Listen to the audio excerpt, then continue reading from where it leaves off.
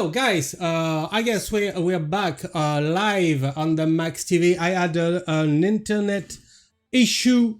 It's the first time for for a long time, but it's tonight for the final of the Max Open Cup 8. But we're back, and we were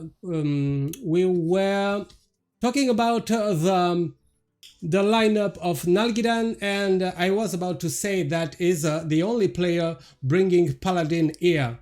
I think it's a good deck in Last Hero Standing because it has some very good matchups against decks like Rogue and some of the aggressive board focused decks. Yeah, I mean I like his whole lineup, as I said. Okay, so we can now jump to a Zombulent one. So I have to. Look, Paradox is lineup. Okay, and his Warlock has been banned, I believe. Is that correct? Yeah, that's it. So no Warlock. But we have the Shaman, the Druid, the XL Druid, and a Mage, as we said before. Okay. The Moist Shaman. Yeah, but I think it's pretty much exactly the same list as Nalguidan's, isn't it? No, he's bringing Glug the Gulper. Glug. He likes the card. What's been cut to put the Glug in? Let's see. And it was very well in quarterfinals. The Glug just won the thing. And after that, yesterday, he had no opportunity to play the card very well. So that's he's cut the school teacher altogether.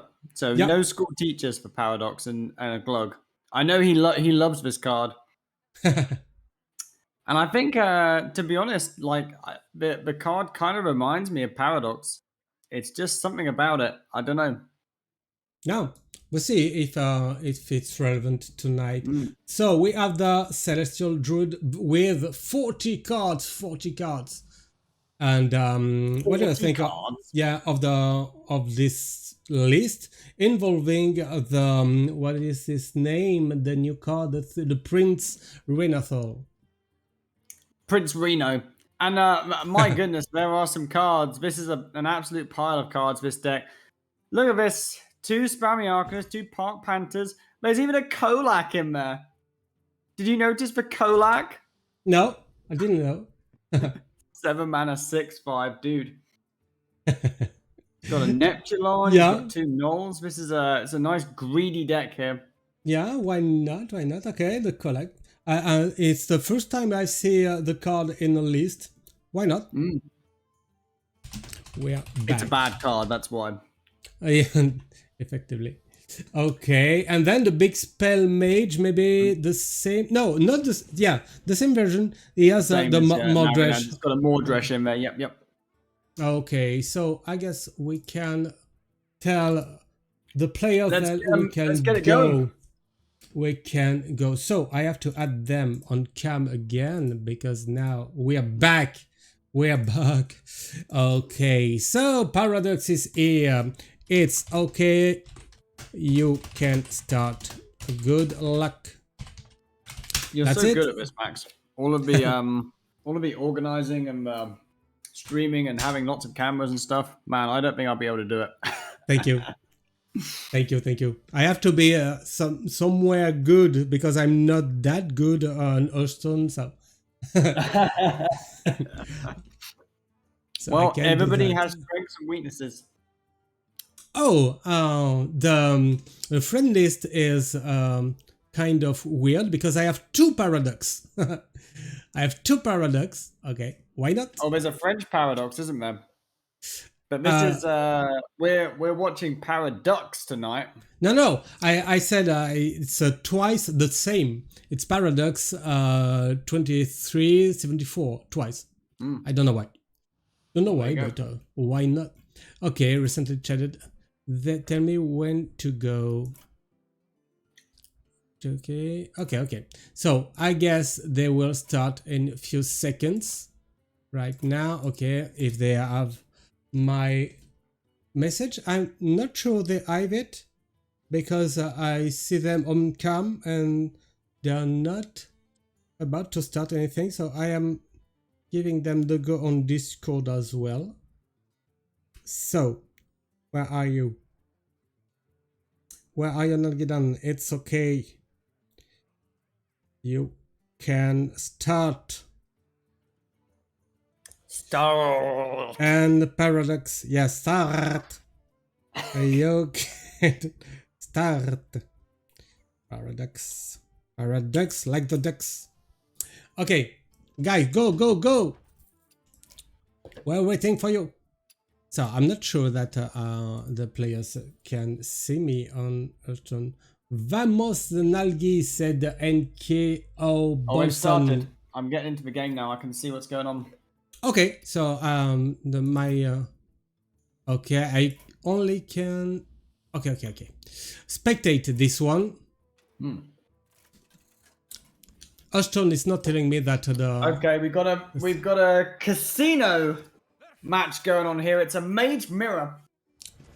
good, but not the same heroes. We have some kind of dragon on Paradox side and some kind of old guy on Nalguidan's. Oh my goodness. Ooh. Are you seeing what I'm seeing, Max? Yes. Oh, double Belinda on Earth. Okay. 2 Belindas. A Belinda on both sides. Oh my goodness. Now, I don't know if you're familiar with this matchup, Max, but basically, there is one card that matters in this matchup, and it's Belinda.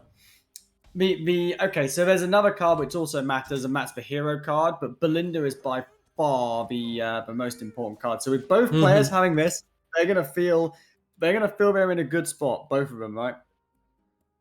Yeah, but and Nalguidan also has this sorcerers in hand, so it could be useful. And already the rune of Archmage as well. And we say that Paradox has is Belinda, but no big spell for now. Now, the Sorceress is not a key card in this matchup in particular, because generally neither player ends up having spells to swap. However, with Paradox likely to be coining out the Belinda, that would leave Nalguidan the option, if he wanted to play the Sorceress, the Barbara, to swap a 10 cost spell for a 5 cost. But in most cases, he would simply go for his own Belinda. It tends to be better than going for the Barbara. Okay, already a starfish here. Yeah. Okay, so what would get rid of a card draw for Paradox? Well, he's got rid of his own card draw. Is that right? Yeah, I guess. Oh, it's a little bit strange, isn't it? Why has he done that? No. Okay, he's trading this to get it back on Belinda, I guess. And do you want to Reckless Apprentice Tempo here? Or maybe it's. I mean, you really want to Reckless when you've got your hero online. Now that doesn't have his hero, and he knows he wants to play with Belinda next turn. So, but his life total is very good. Honestly, I would probably Ram Commander here. I think you get a similar amount of tempo from just jamming a Ram Commander, and the Reckless is just such a key card later on in the matchup. I'm not a huge fan of this, but it's been done.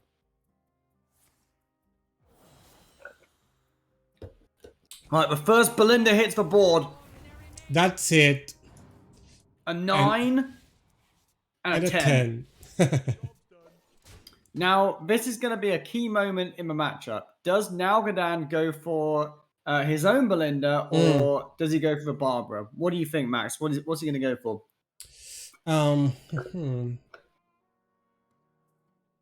I guess I like Belinda more. Okay, and I guess he does Nalguidan as agrees. well. I think you are supposed to go for Belinda in this spot.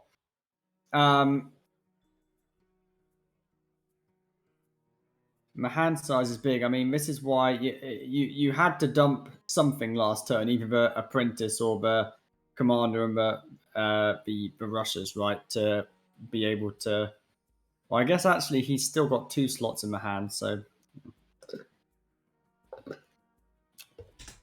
Now I kind of am happy to see Nalguidan pushing face here. I think this is something that I've noticed in this matchup. The player who is able to just chip away at the face, I think has a big advantage, because if you can get your opponent down to sort of, 10, 15 hit points, boxes can often just finish them off, right? Or maybe even just a couple of pings with a hero, stuff like that. Okay, so what is this now? You played your ballerina to have cheap big spells, so would it be now? Yeah, okay. Is it just now the rune of the Archmage? Interesting. He doesn't even attack with Belinda first. That is interesting. Oh my goodness, the Daddy Deathwing. Yeah. Face. And the Ignite as well. That's probably bad, to be honest. But he actually gets rewarded for not attacking with a Belinda. Like he gets pretty seriously rewarded, because he would have died if he didn't do that. So I would have just smushed face, I think. But Paradox is clearly better than I am. And it's pretty so pretty happy on the cam for his Archmage. It was a very good Rovi Archmage. Yeah. Oh, and Red Blood's Onyxia is interesting with this rush, but you barely want to have and look at this. Webs. Now, Nalguidan is continuing to just chip away at Paradox. Look, Paradox is down to 19 hit points. Yeah. And the reason why is simply because Nalguidan has just connected face with 3 attack minions a few times, right? Another Deathwing. Oh my goodness. Nalguidan is in trouble. He's got oh my goodness, the double. Wait, that's a triple. Is it going to be a golden Deathwing? Yeah, we want a golden Deathwing. What is it? Now, how is Nalguidan going to address this? Look at his hand. So, he's the way to do something. Turn away from a rune. My goodness. Yes. So, is it the Drakefire amulet here? Okay, he's trying to have something. Right? He's looking for. Oh. I guess for the rush. Yeah. And oh dear, and you cannot have the value on Caligos this turn.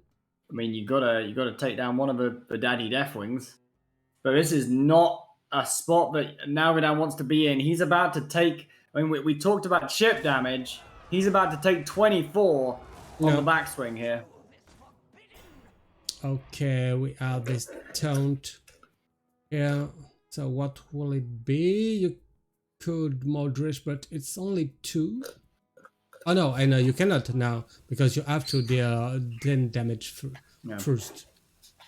But I mean, it's a nice spot there, but Mordresh is in my hand, because you look at this Reckless Apprentice and the upgraded hero power. Just Reckless Apprentice plus ping sets up the Mordresh. Now I don't like this play from Paradox.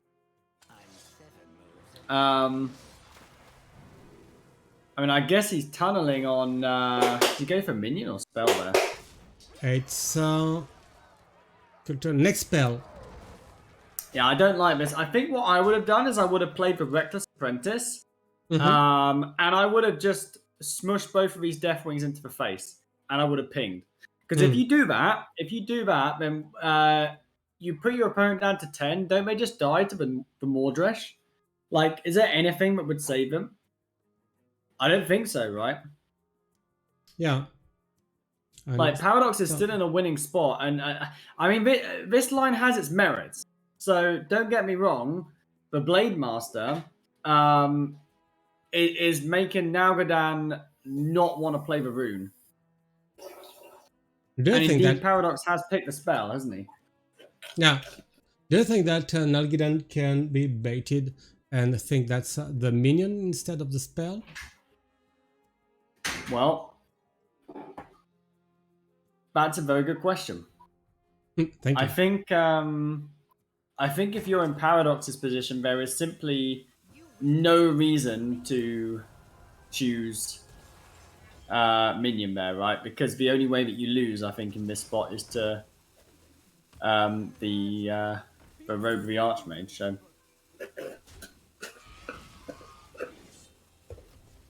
Okay. Another but yeah, gnoll. because Paradox was a little bit slow, he's allowed Nalguidan to develop his Mm-hmm. hero card. Now, how much damage is there on the board here? We've got almost 30 damage on the board. Surely we must be playing the Reckless Apprentice now. No? Why, dude? You've got the Mordresh and you've got the Reckless Apprentice. Okay, but there was a coin in my hand. Mm-hmm. I Oh, mean, that was a nice. Cobalt. It was No. sort of a nice spot, but I feel like Paradox is really missing a trick here, right? Like this game should have been over. I feel like it should have been over like Yeah, last term. with a reckless apprentice into Yeah, Mordresh. yeah.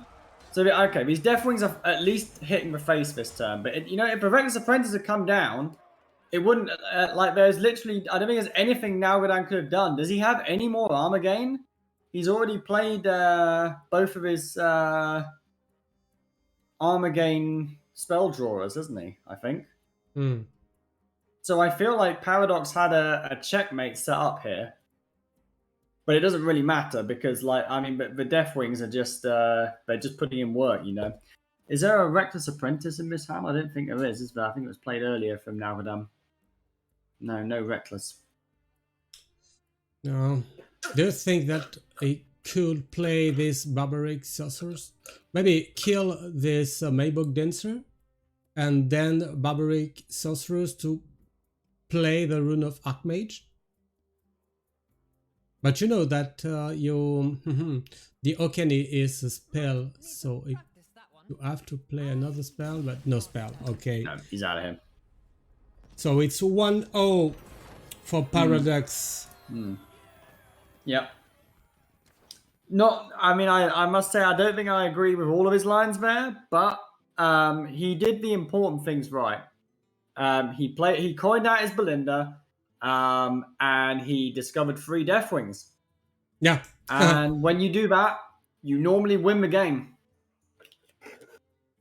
So now Nalgidan has only his paladin and his shaman left.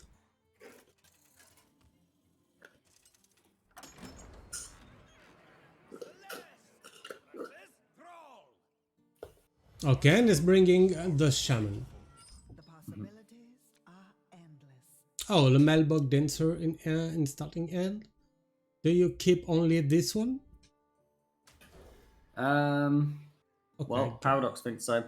To be honest, from playing this deck, I climbed from about Legend 200 up to basically getting a finish in the last week of June with this deck, and from playing like 100 or 200 games with this deck, I learned that the mage hero is really freaking good, like to the point where I would strongly consider keeping the hero card in almost any matchup. Like I wonder if it was a keep in this matchup. Probably not, but Okay, already 2 piranhas involved and only 1 left. So what is it you can do? Do you dare playing a Tempo Bran here? well, what do we got as a follow-up? We've got not that much payoff for it, but yeah. It does spend all the mana. What is the option? It's Bran or it's Clownfish, right? Well, you could Cookie the Cook as well. And as we can see, Paradox has got the answer. He has got the null. Wow. That is clean.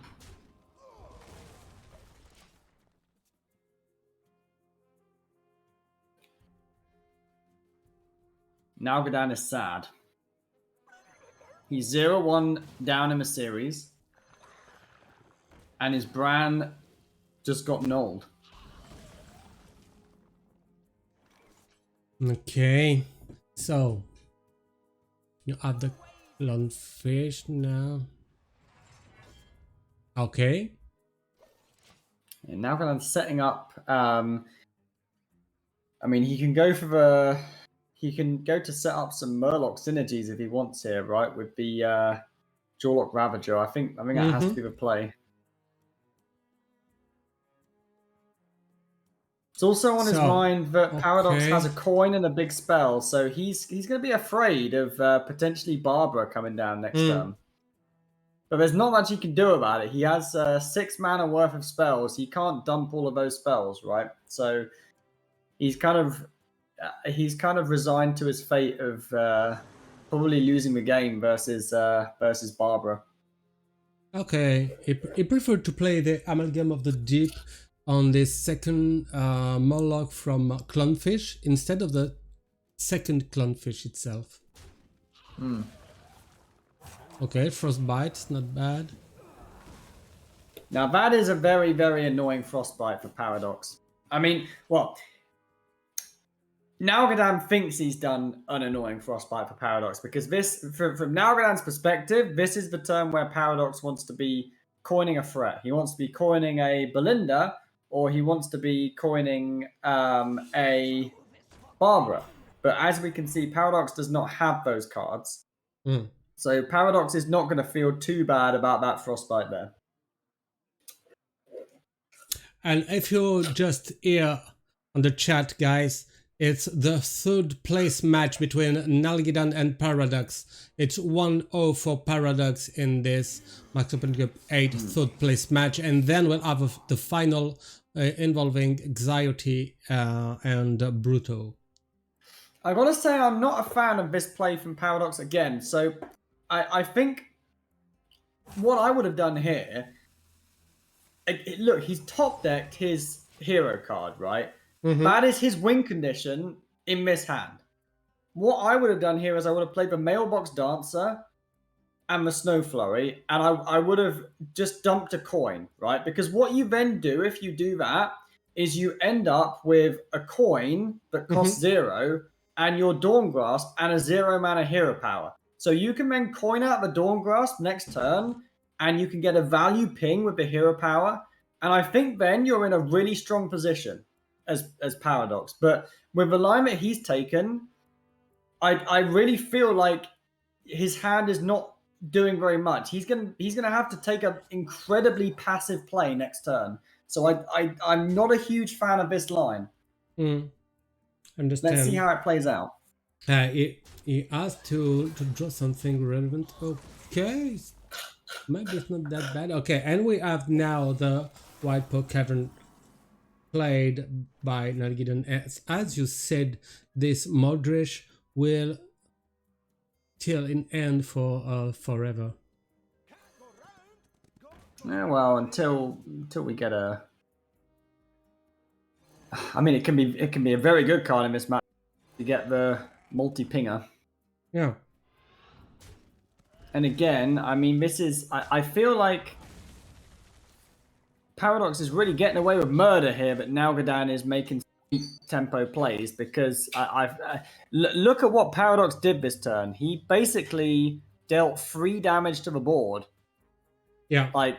And developed a 2/2. Like this was another phenomenally weak turn. If he'd made the line we discussed last turn with the coin, the Mailbox Dancer, and the Snow Flurry, he would have had the Dawn Grasp online now, and it would have had a 4 damage hero power. So I think we're going to look back at this turn 5 as a potentially game-losing moment. But let's look at what Nalguidan is doing. There's some exciting stuff going on here.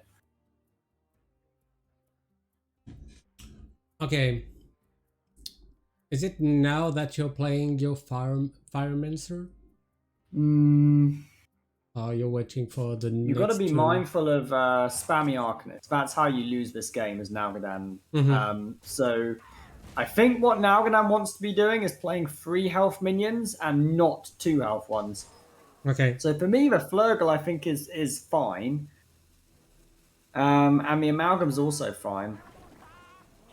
But the Cookie does spend the most mana. I think I like this play the most. Okay. Doesn't the cards to reduce his big spells yet? He doesn't. So what It would has to be the hero card, right? I really don't see how you're winning this game if you don't play the hero card here. I think as Paradox, you've got to play the hero card, and you've got to pray that you top deck the multi pinger, right? That I think that's his win condition at this point. He's thinking. On the cam, we see him thinking. Like, what else is he doing? Is he going to piss around playing like 3-2s and 1-5s for another turn? There we go. Okay, he's done it. That's good. Good job, buddy.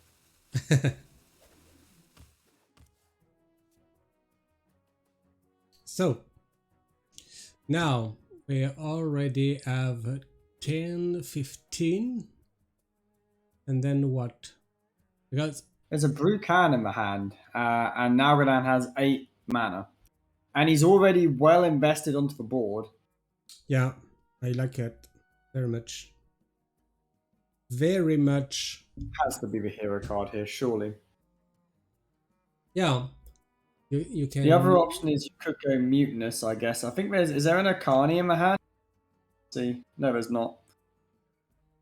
Okay. First of all is attacking.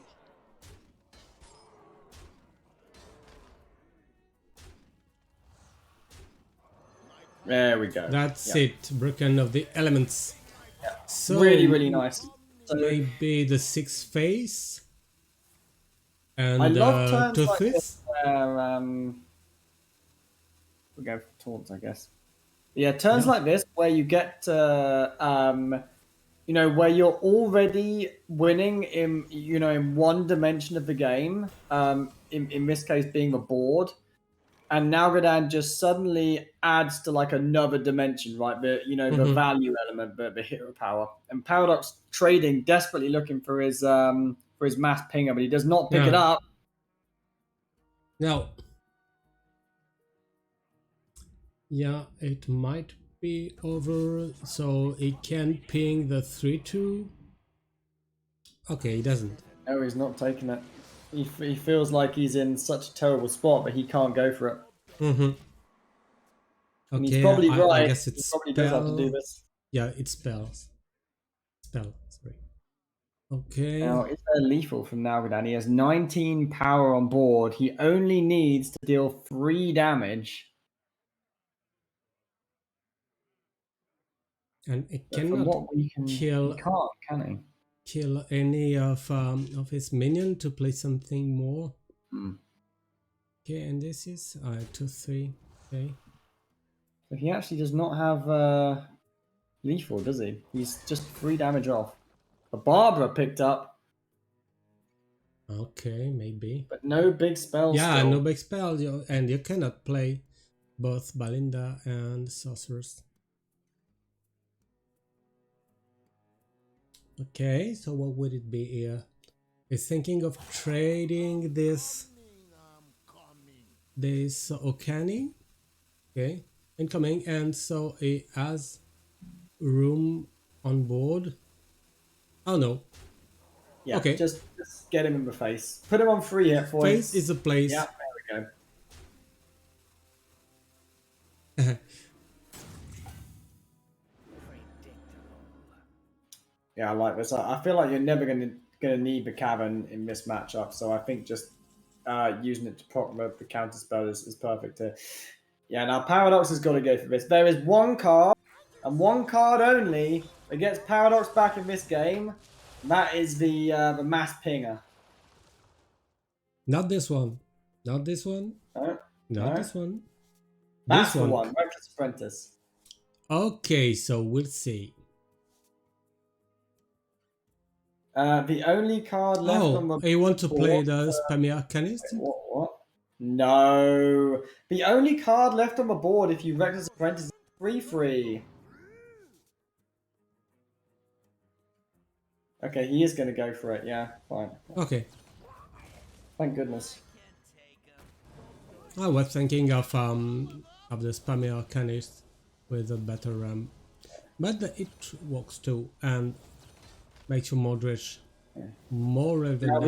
He is still he's only alive with 1 hit point. And as we can see, Nalguidan has the Fire Mounts, a Flurgle, and a Murloc to deal that 1 damage. Yeah.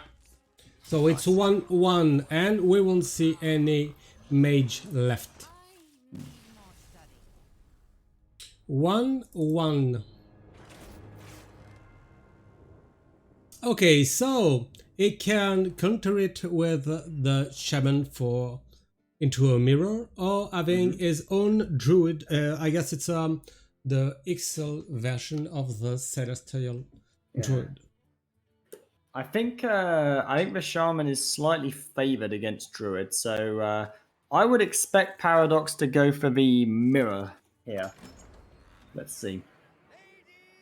That's it. I haven't seen this hero portrait yet.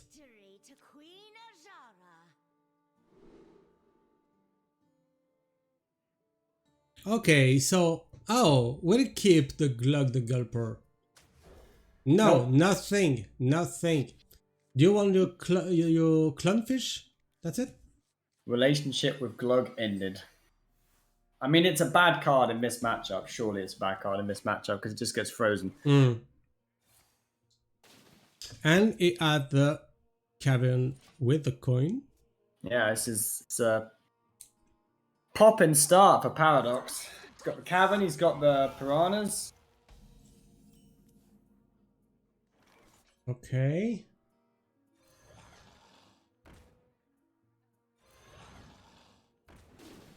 Okay. He killed the green one. So. Okay. Clownfish into amalgam maybe? Okay. And maybe something. Oh, the fire monster? Or do you want to maintain this for later? You could also go Mutinous, because you can play Cavern on 4, Mutinous on 5. But Flurgle, I think, is probably... I mean, you don't have any Murlocs in the hand, is the thing, do you? So... I would probably go Mutinous here. Okay. But it's a close one. See what Nalguidan goes for. Yeah, without any Murloc left in end. Okay, to the other one for the tempo. Okay. Going tempo king. I love this. I love this line. Just get it on the board. You know, because the later you leave board development in this matchup, the more difficult it is to play minions. Because like the Flurgle played now, at least it's going to push like 4 to 6 damage before it starts getting frozen. So yeah, I'm a huge fan of this. And look, Paradox has had to deviate. He wanted to go Coin Cavern, but he has not been able to. He's had to take another like suboptimal line to clear this perceived threat of the Flurgle. I think, to be honest, I would have still preferred to see him Coin the Cavern here.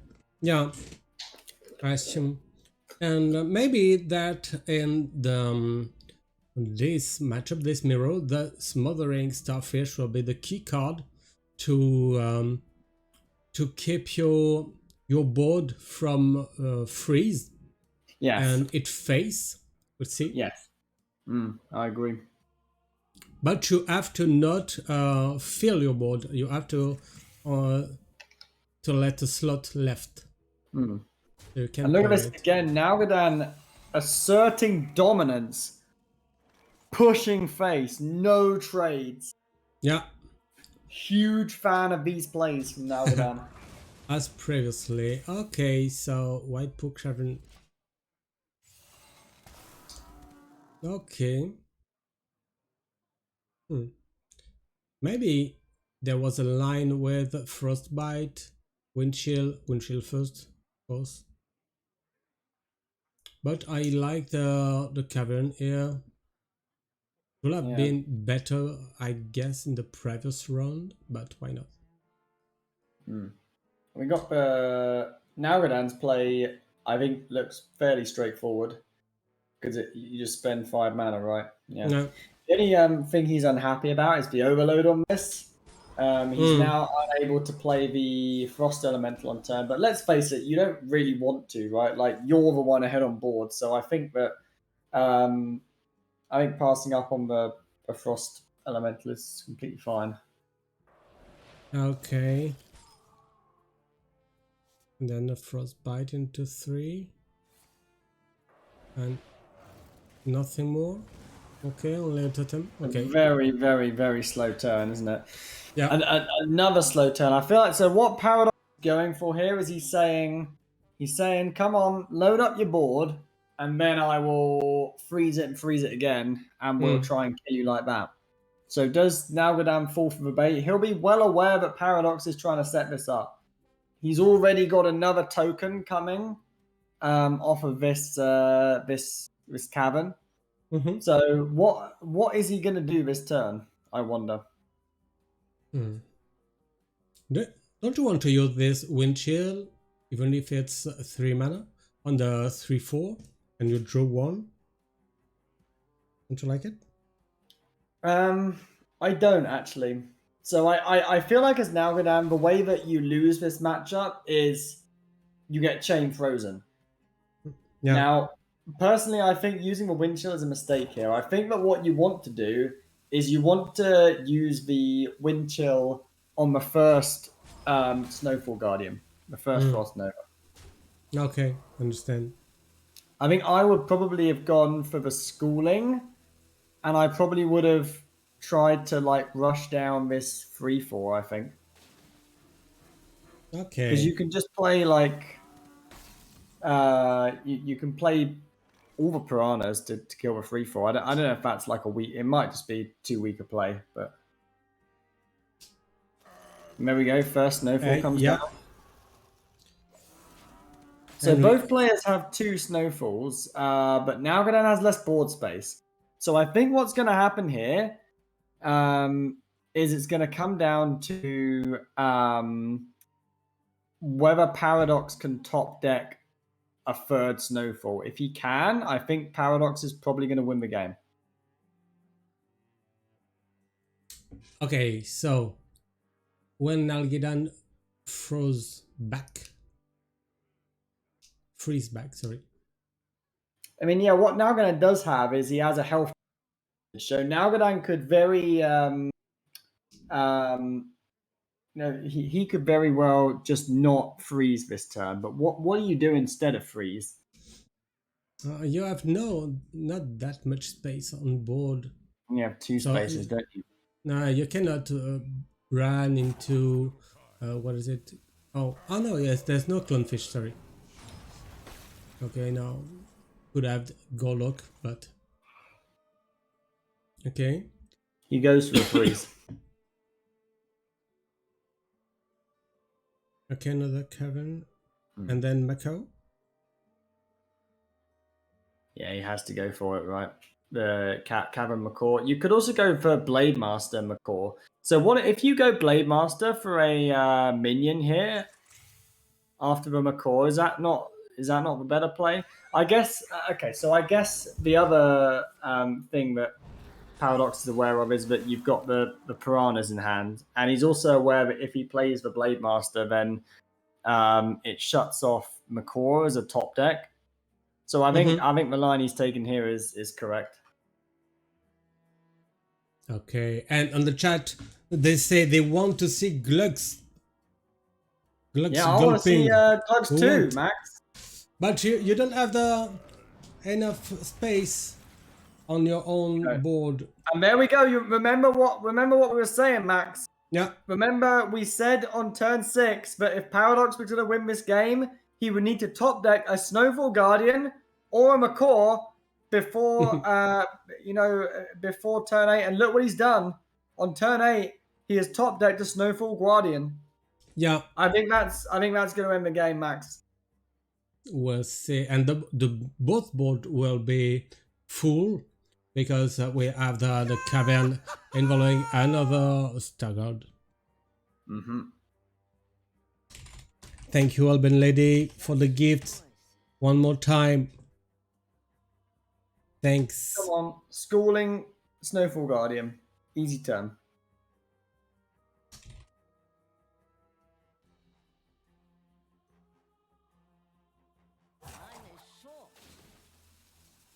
There we go. Okay. So, you cannot play anything. You can't play any cards, and you're facing down lethal on the other side. Tragic. Paraducks is so happy on the camp. He's jumping and laughing. Okay, so it's I think he set it up well that game. So he played to his outs. Okay, and only the Paladin left on Nalguidan side. Now this is an interesting matchup, Paladin versus Shaman. I think I'd rather play it as Paladin. But there's definitely stuff that the Shaman can do to tickle the Paladin's ticklers. I don't know. Oh, White Poke Cavern in starting and interesting. Okay. I'm a hero. He's going to go for early tempo, I suppose. Which I think if this game goes the distance, I think the Paladin should win. So I like that Paradox has thrown away the expensive cards. Okay. Okay. No need to tempo, Bonner. Very weak early turn. You have no following. Okay. Oh, right house defense on Guardian. Seems Could be good. Could be good. On the on the Snowfall. Okay, nothing to play here. You have a good 4 with the cavern. These are not happy turns for Paradox. You don't want to be toteming on 2 and 3. And Nalguidan has a lot of the key cards in the matchup. He's got Pyro Quality. You know, he's got.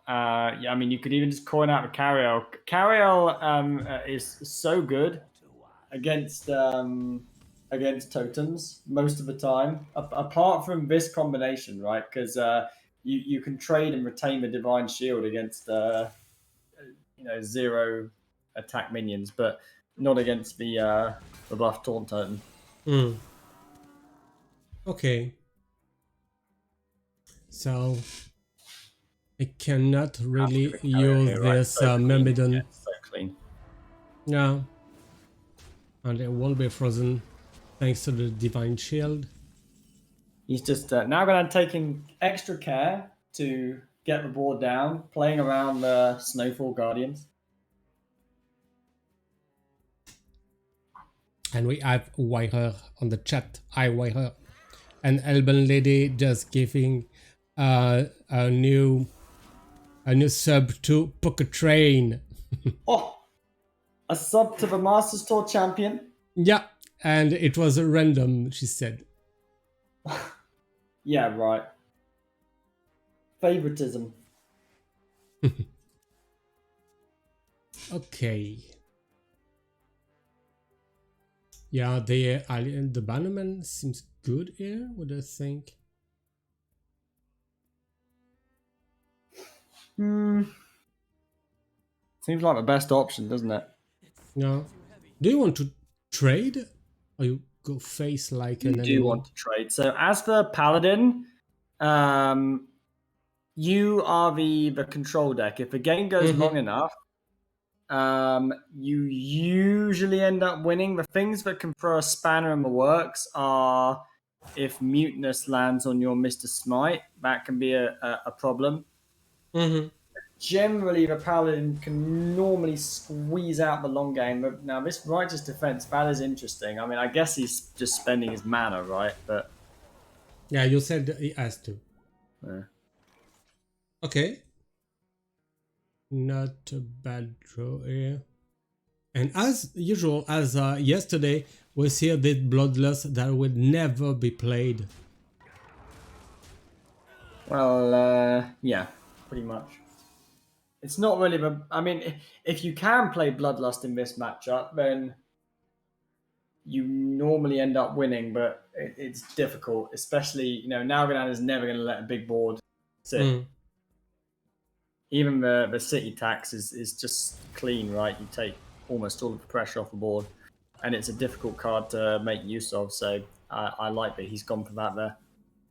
Okay, you have a knight and 9 and 8 on board. So what can you do with that? So is it a beast? No, an elemental. Do you really want to get your amalgam involved on this elemental? Not sure about It's that. a very awkward turn for Paradox, isn't it? I wonder if you ever just go for Bolner and just generate a bunch of. I mean, you could even set up for infinite mutinesses, right? If you go maybe double Clownfish here, I think that's what I like the most is double Clownfish, and then next turn you go Bolner Mutinous Amalgam. You just eat the whole hand, right? Yeah, I like that.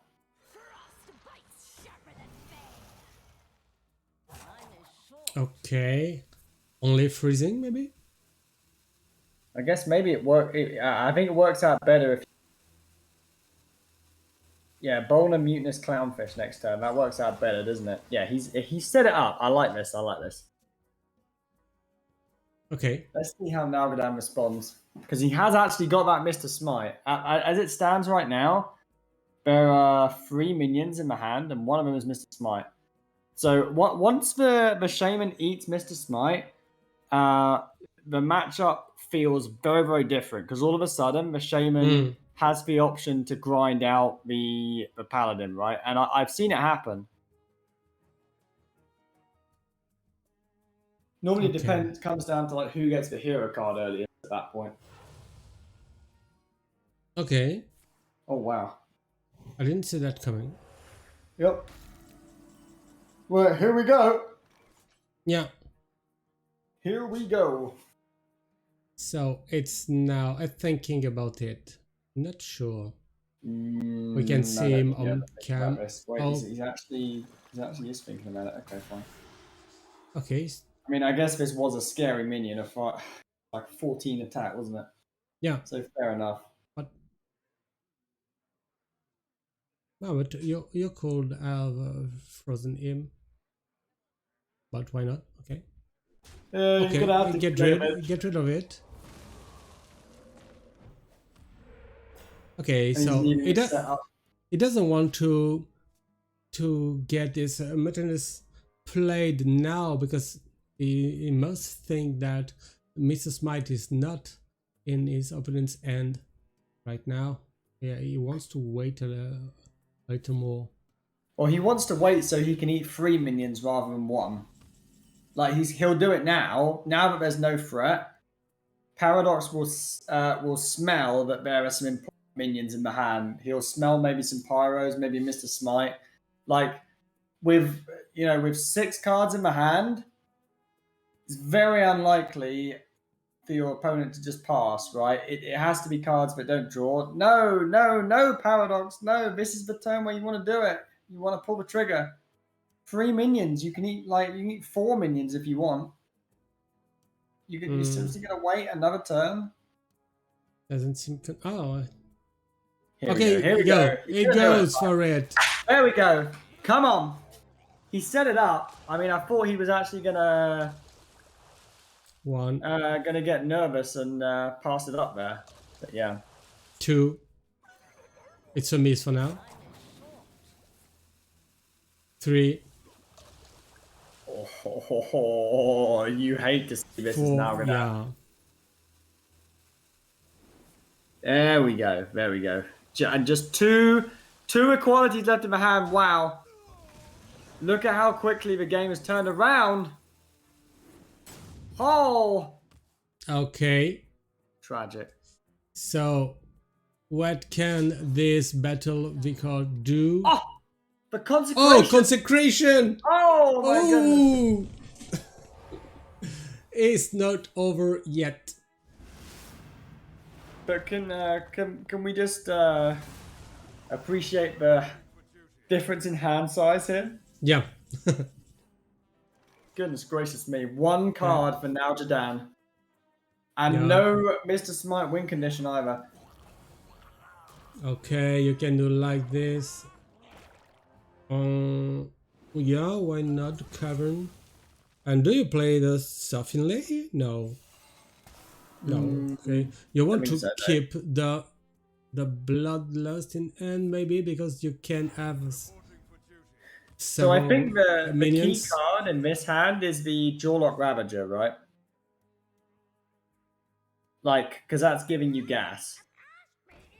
Going for here. Okay. That What is is it? not what I would have used the 3/3 on, I don't think. But Okay. why is he not wanting to play this Jawlock Ravager? I'm rather confused, but okay. I want to have a full board to use this bloodlust, I guess. So it's now never. Oh. So yeah, you can clean the board and then the sunfish without the taunt. Why not? No, you don't play it. Okay. No, I don't think you play it here. I don't think a 2/5 really achieves very much, to be honest. Okay. Whereas if you top decked your hero card, then it might actually do something meaningful.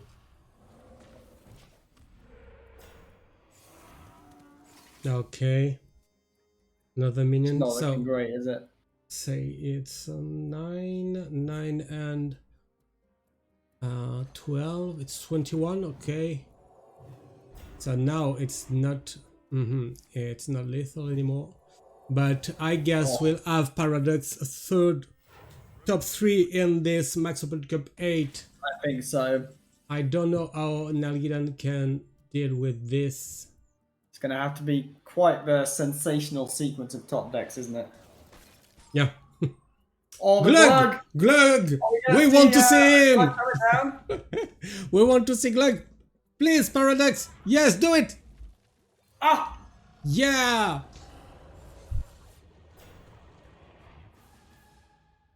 It's nice Thank you. against the, Thank you, hero Paraducks. card, isn't it? Which I think is the only way that Nalguidan is going to win. And if he wins, we will say that it's because of the Glug. We have to. Oh. Okay. But he cannot resist the bloodlust, I guess. Yep. Well, there we go. That's going to wrap it up. Yeah, that's it. For Paradox. You are wickedly good at GG, Paraducks, for the GG, top look at him, 3. he's emoting. For this top 3 in the Max Open Cup 8. Very nice. Toxic. So it's 1-0 for Europe.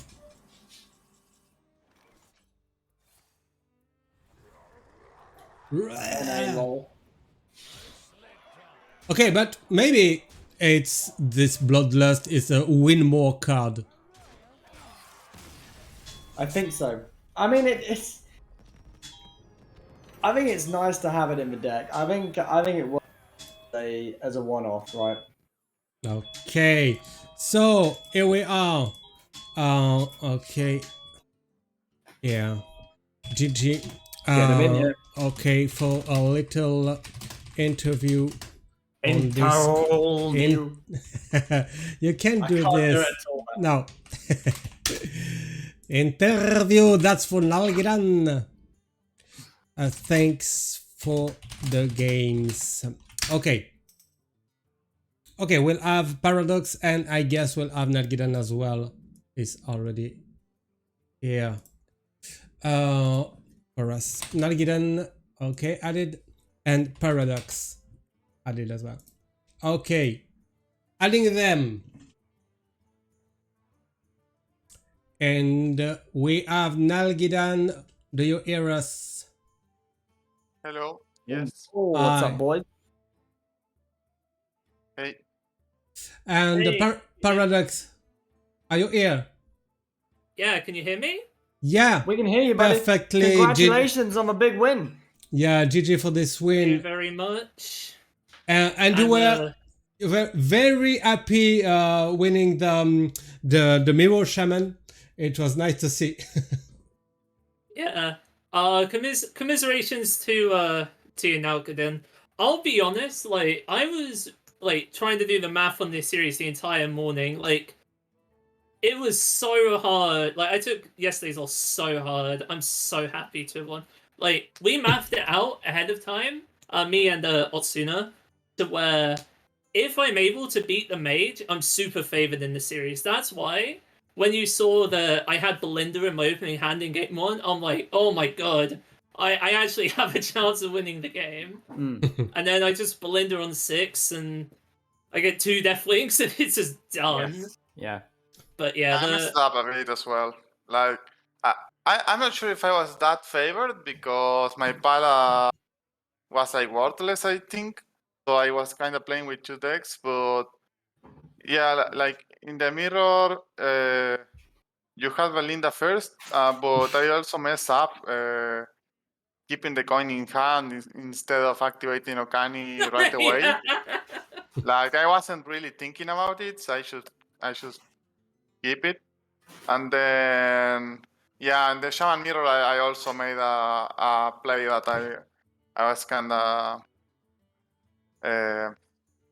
upset about because I gave a thought about the play and then I ended up doing right the opposite of what I thought was better. That was saving windshield for your first AOE freeze, and then Yes. We picked up like on that one. I wrote that turn thinking about it, and then I made the opposite play of what I found it was better for some reason. So yeah, like yeah, I think for like 3 turns of that game, I'm just sitting there in hand with my starfish, and I'm like, when do I use this? Like, there's got to be a point where I use it.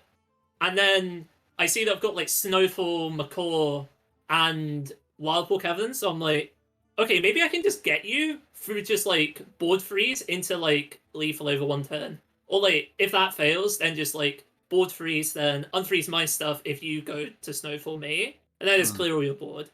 But the moment that you got to 7 minions on board and I have the second Snowfall, I'm like, oh no, he's gonna Frostbite his 5-1 and then either Starfish me or like Macaw me, and I just lose the game instantly if I go for the second Snowfall instead of Starfish. I couldn't clear. I thought like the Macaw, but I couldn't clear my minion.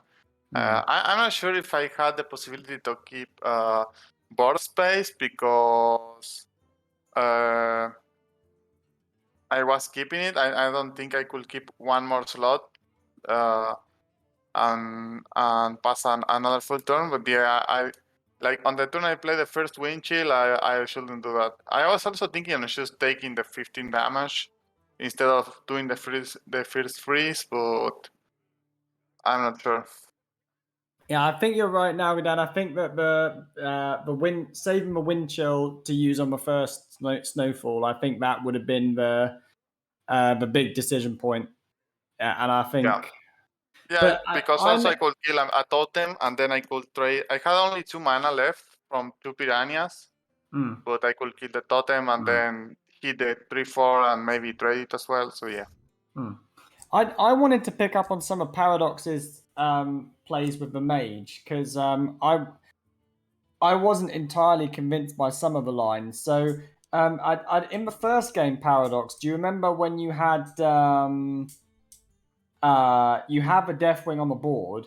I'm just wondering, you made some trades and played the Akani. Was there a reason why you did that instead of setting Nalguidan to 10 and setting up the Mordresh on turn 8. Right, okay. So I'm just trying to think. So this is like the turn where I'm killing the Calicos, right? Yes. So you Yeah, had the option to set him to 10 hit points and set up a Mordresh. Yeah. So the way I saw it at the time, and you can call me out for being wrong, the way I saw it is, the only way I ever lose from that position is if he goes for Rune of the Archmage. So if I delete Calicos and I play Okani and Call Spell, he never gets to play the Rune of the Archmage ever again. Like, he just can't do it.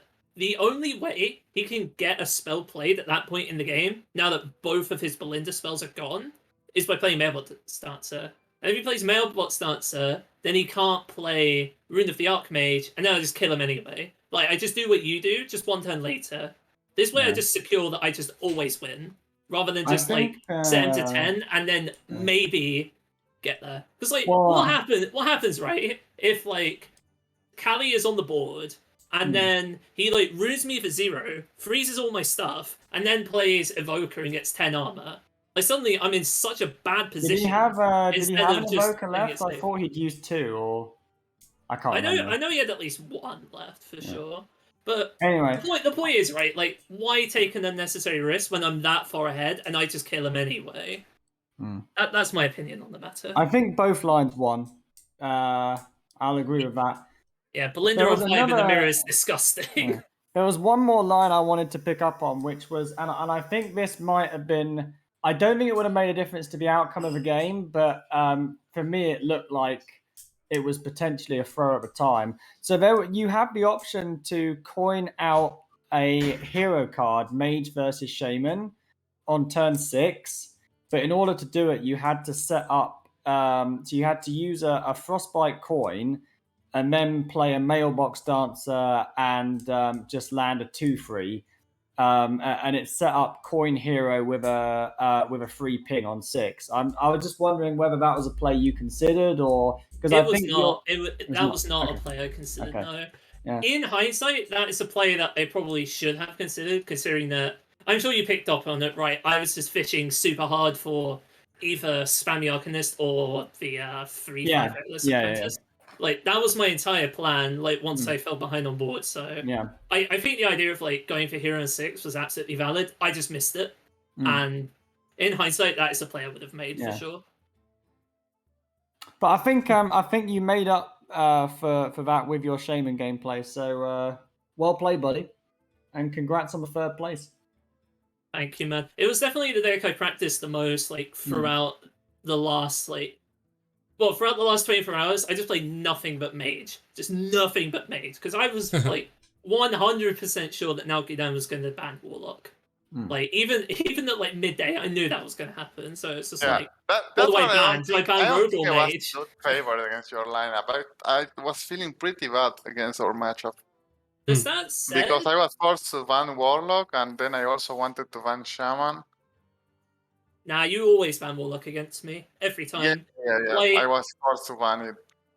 Yeah, like, Paladin and Shaman just get deleted by Warlock, and arguably, the Mage matchup isn't even that bad for Warlock. Yeah, I agree. Because of the entitled customer. So yeah, you always ban Warlock. The stats said, at the time, it was, like, close to 50-50, to be honest, but that might just be me using HS replay stats instead of premium stats. No, I played the matchup... a few weeks ago, I played the Curse Warlock in a qualifier, and I was farming the mages and the paladins and the shamans. So yeah, I agree. Okay, so GT for the win, Paraducks in the top 3. Nalguidan, I assume that you're kind of disappointed because of the loss in the semifinals and then the loss tonight, but you're still in top. I'm disappointed about yesterday.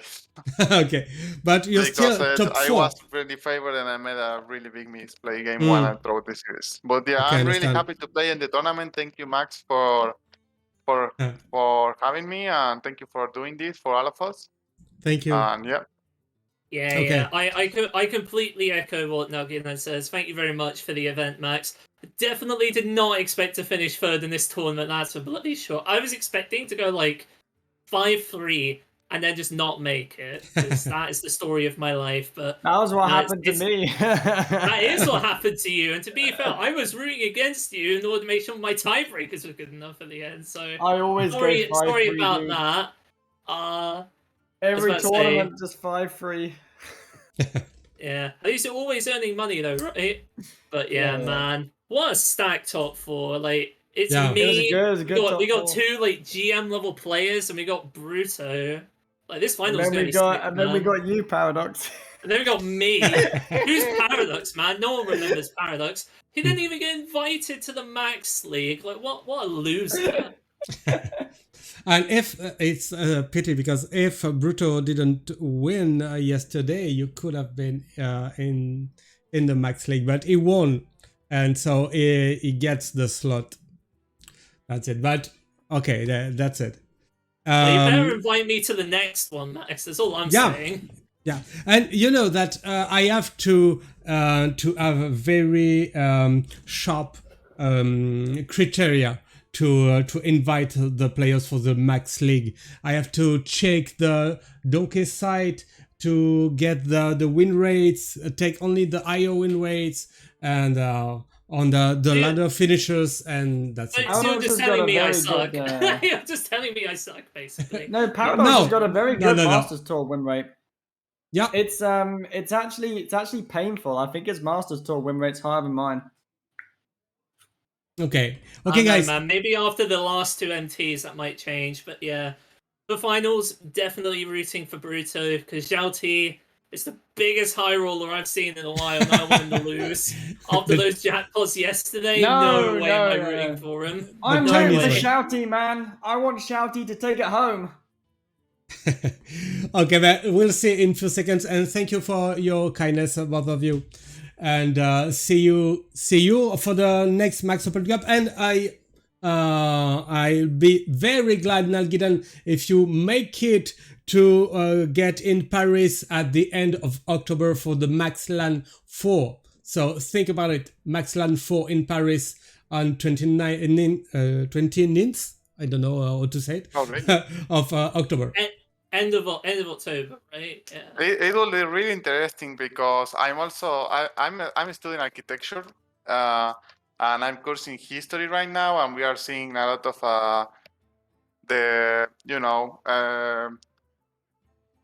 how would you say 18th century? How do you say it? 18th century? Is that right? You mean like 1700s, right? Like yeah, that 1700, 1800.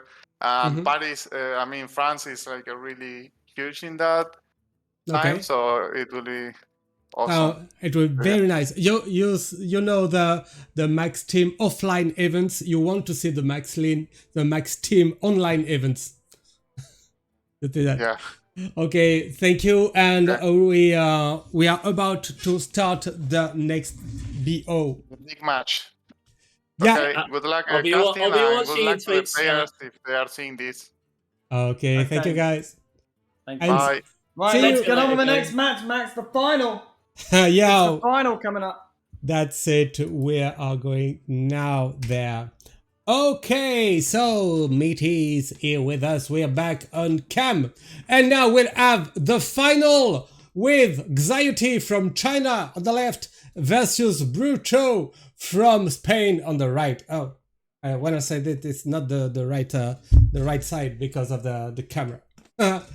Okay, we are about to see the lineups in a few seconds. Okay, starting with XiaoT's one. Okay, I'm hitting this. Okay, XiaoT. Oh, just a second. Okay. Is bringing a shaman, a druid, a rogue, and a priest. Yesterday, he only used the rogue to get to the final. And this rogue has been banned today. What a surprise. So it will be a shaman, a druid, and a priest. And he said yesterday that he didn't like the Prince Renethal, and he only wants to play with 30 cards. That's why. There you go. Yeah. Oh, it's not there. It's. I only want to play with 40 cards, Max. Yeah. Okay. But to each their own. Now let's take a look at these decks. We've got the Moist Shaman Yep. first.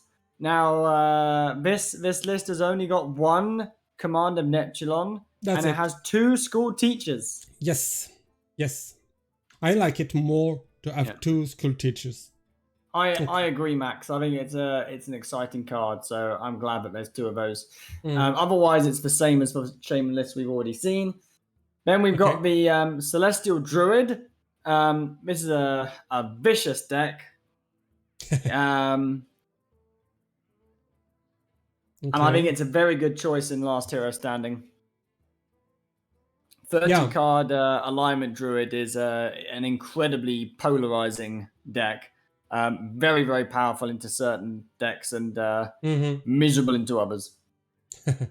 So it has to use it on the right time, the right time.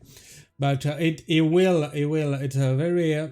That's why we make our tournaments LHS mode, because we want to see other decks. That's why. So the Rogue has been banned, and then the Bow Priest. You all know. Oh yes, and he's running a light bomb. In his Bow Priest, he told us about that a little bit yesterday. sus, isn't it? Yeah, it's for I think certain light bomb matchups. is just so clunky. What was his reasoning for that? I think he said it was to control the mage. The mage. Yeah. That's Makes it. sense. Okay, so now we have the other lineup from BruTo. A rogue, a mage, a shaman, and a demon hunter, and I guess it's the shaman that has been banned. Yeah, the shaman. So we'll see the rogue. And he had his 3-0 in the rogue yesterday as well. So he may be very confident with the deck. Okay, it's the vessel version. The There's aggro one backstab in this deck. Yeah, it told us instead that, of Akani. Yeah, it told us that he preferred to have this card because Akane was not that relevant in his own mind. Yeah, I mean, there's Akani has downsides, right? For example, it's a neutral card, so it doesn't discount null when you've got your Maestro active. It's expensive and it's not really super, like it doesn't go face as much as the rest of the road cards. So I can get behind cutting it from the deck. It's fine.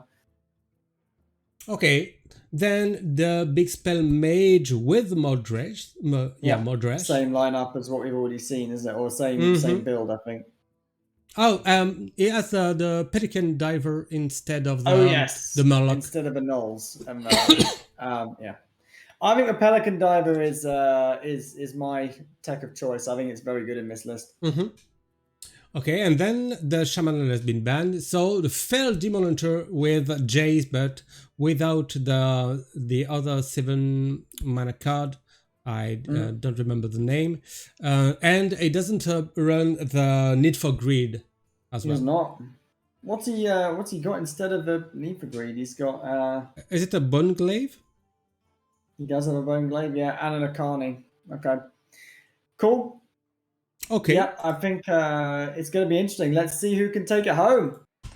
Yeah, we'll see. So I'm going to add the players. We'll have XiaoT here on cam. I'm resetting the scores, both of them. Okay. I'm resetting the beaten decks and I'm giving the players the go right now. So BruTo, where is it? Oh, it's not connected. And XiaoT, where is it? XiaoT, yeah. It's okay. You can start. Good luck. Okay, but I have to find BruTo. Where is he? BruTo, why are you not there? I cannot see him. Not there. There. Okay, we are about to start the great final of this Max Open Cup 8. I can't wait to find out who is going to be the big winner. Yeah, it's been about 2 months, maybe and a half, that we started this event. And now it's the last BO. Preparing to battle a friend. We'll have BruTo at the bottom of your screen and then XiaoT at the top of your screen.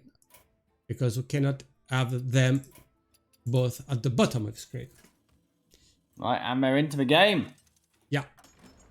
Okay. Oh, it's a Demon Hunter versus the Priest. The Priest not golden. We have to make him a penalty. Okay, that's it. Okay. Dread Prison Glaive. Do you keep it? Yeah. Oh, yes, you have the Fossil Fanatic as well. So you like to have both of them in starting end. Okay. Do you think that this Demon Hunter can be quick enough to kill this Bow Priest? Oh, my game's bugged. Oh.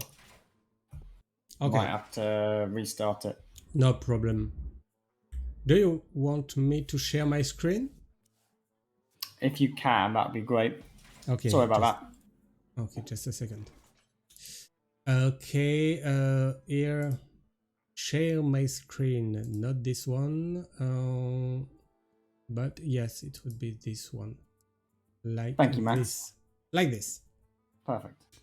Okay, so obviously he played the glaive on 1 and I can assume that he played the Fossil Fanatic on 2. Now, this card, Fossil Fanatic, I think is the most important card in slow matchups. Because what it does is if it sticks around, it just lets you assemble all of your burn in a horrible way. And we can see, looking at XiaoT's hand, he does not have a good answer to this minion. And he doesn't even run smite. Like, imagine that light bomb was a smite, which is what it should be, in my opinion. He wouldn't have been in such a miserable spot right now, right? Mm-hmm. Yeah, okay. Already drawn once with this Fanatic, and I guess there'll be another draw, maybe involving the Cow Strike as well? I think so. But you can see not only is it drawing cards, it's drawing, it's assembling burn, right? It's ramping up the Jace. Okay. Okay, another Cow Strike. And still Okay, no yeah, clear and in hand. it's fitting the Jace, as you said. Yeah, I guess we'll have a switcheroo maybe.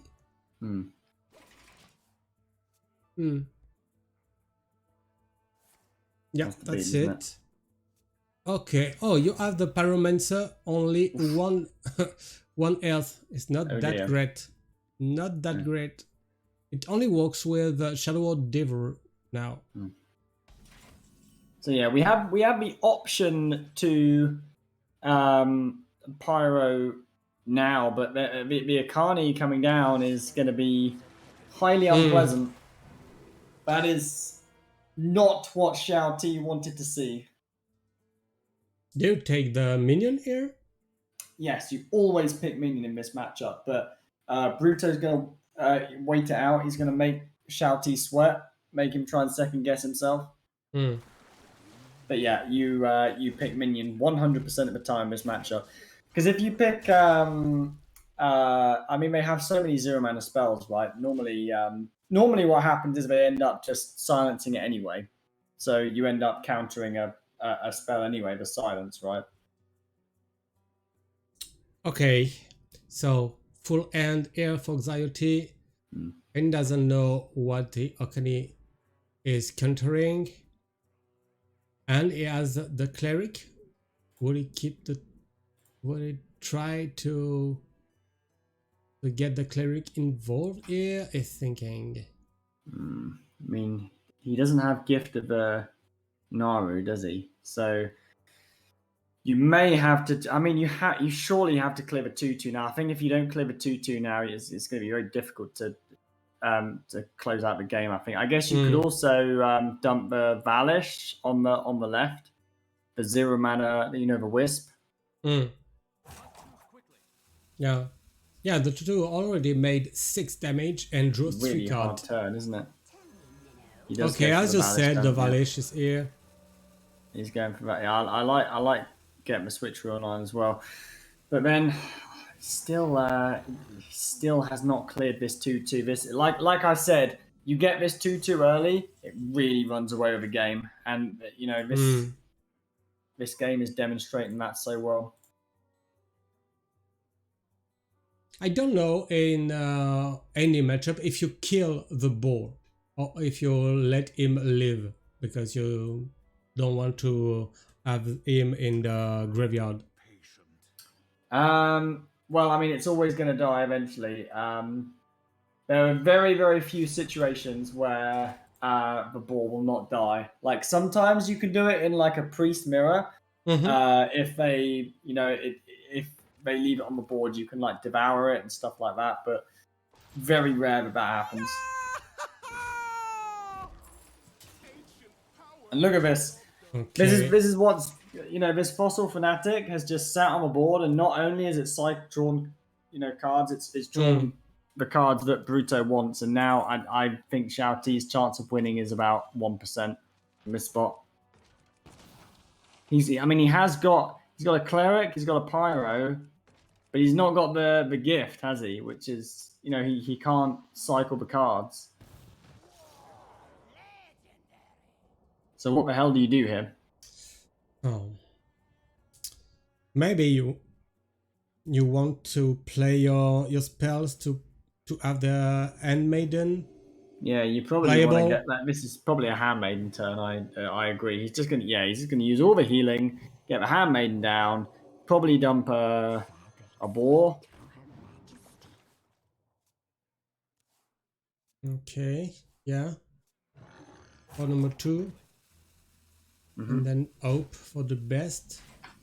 Yeah, now he still does not have a gift. Unbelievably.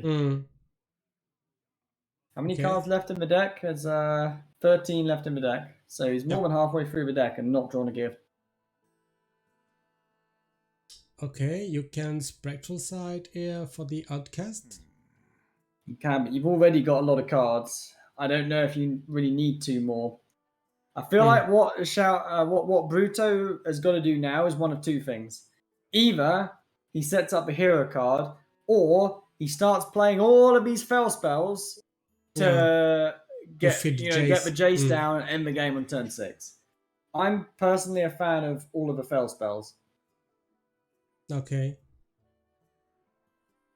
Also can play the Vicious Slither Spear to have the prediction for free. I mean, I think you definitely want to go multi-strike here, right? Multi-strike is super good. And then you probably... Really? Okay. He wants to Spectral Side? No. Why would you not multi-strike here? Is he not... He has 2 fell spells left, right? Yeah. Okay. Or maybe he doesn't. No, he has. He's got predation as well. Yeah, I'm confused. Why would you not multi-strike there? Because you just draw an extra card, right? Anyway. Yeah. Understand. And XiaoT still has not picked up a gift. He doesn't even want to pyro this board, right? Because it's not even like the only threatening thing is this 2-2. 2-6 is going to be an absolute nightmare to clear. He does have Xyrella, but he's used all of the healing now. I think he just can't win, can he? It's just there's no way.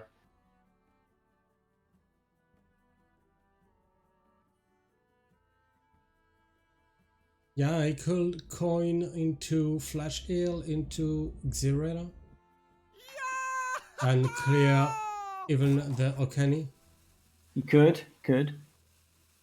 But seems very expensive. But you've seen, having to use the Xyrella when your opponent has played like a 2-6 and a 2-2, that's misery. Complete misery.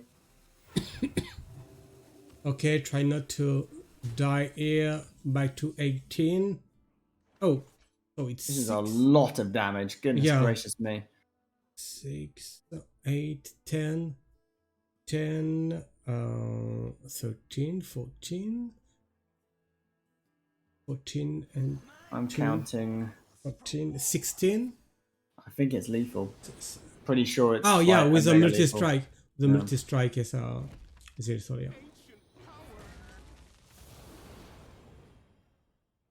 Wow, didn't even need the Jace. Yeah. XiaoT didn't draw very well, we have to say. He did not draw very well, and I think BruTo had. He had the best card in the matchup with 2-2. And going back to what I think this was the first comment we made at the start of the whole series was Bat Light Bomb. Okay, now Bat Light Bomb was a holy smite, like it should be. This game would have been completely different. Completely different. So that is my takeaway for people watching the stream at home. Make sure you build your decks correctly. Okay, so I have an issue here. So the rogue has been banned here. No, that's okay. And here it banned the shaman. Okay, the shaman has been. Okay. There. Okay, I see what's going on here. That's that. There. Okay, we go. Perfect. So, beaten deck. Here we can't see this priest anymore. And then we still have the demon hunter from BruTo versus the shaman. Okay. Oh, good starting end with the piranhas into the what? I can read it in this side. The slit breaker. Okay, do you keep the Curtrus in starting end like this? I think I probably would keep it in this matchup. If you keep multi-strike metformin, I don't know. It's a tough one. See what they go for. Okay. Keep some metformin. Yeah, I like this. And on XiaoT's side, I mean, this is about the best hand that you can have. I think you've got your best 1, your best 2, and your best 3. So I think you keep that. Okay, so get off. Perfect.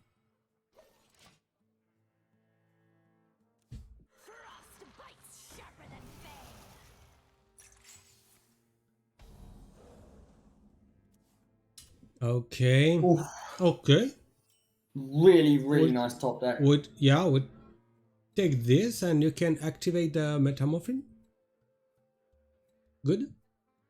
Yeah. So we have 2 options. First option is Fel Barrage Metformin. Second option is Lady's Pheno with the Predation. But I think I just prefer the Fel Barrage Metformin, to be honest. And so does BruTo. I like, and maybe with this metamorphin involved, then you can defend your Lady's Pheno on next turns. But I imagine we'll see some piranhas coming down now. Yeah. That's why you're... Upside of Clownfish is it allows you to develop... you can go like Cookie, you can go for your Jawlock Ravager next turn. Downside is that you take damage from this freefall.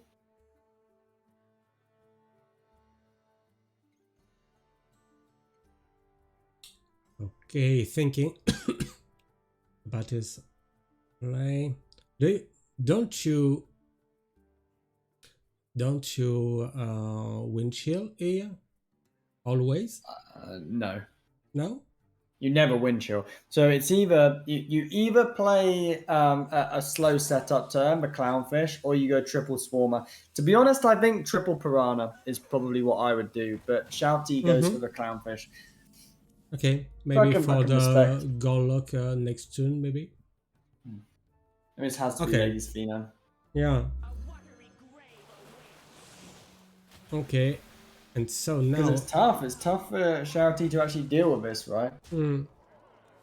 Like we know, that he's got 3 piranhas, but how does he deal with the last bit of damage? He can't play his other schooling and play a 4th piranha. So this is kind of, I feel like, man, BruTo is just clobbering with this Demon Hunter deck. My goodness.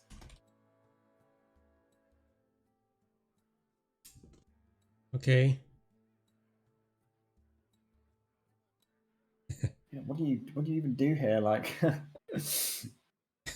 Paraducks is still on the video link and he doesn't know about that. oh. So I can see him just dancing and drinking. I wonder if But you have to go Jawlock Ravager and you just have to, pray that you hit the right stuff. I think you probably do have to go Jawlock Ravager here. I don't think the piranhas are anywhere near strong enough. So I'd very much like to see the Jawlock Ravager come down. See what he does. Yeah, he does go for it. Gonna have to think fast.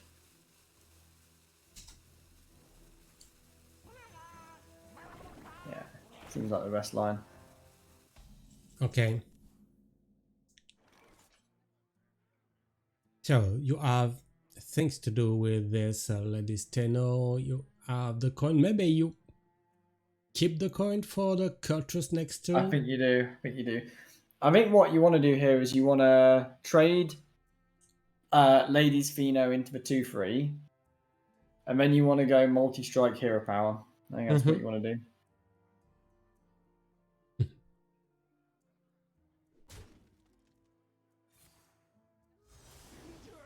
Yeah, there we go.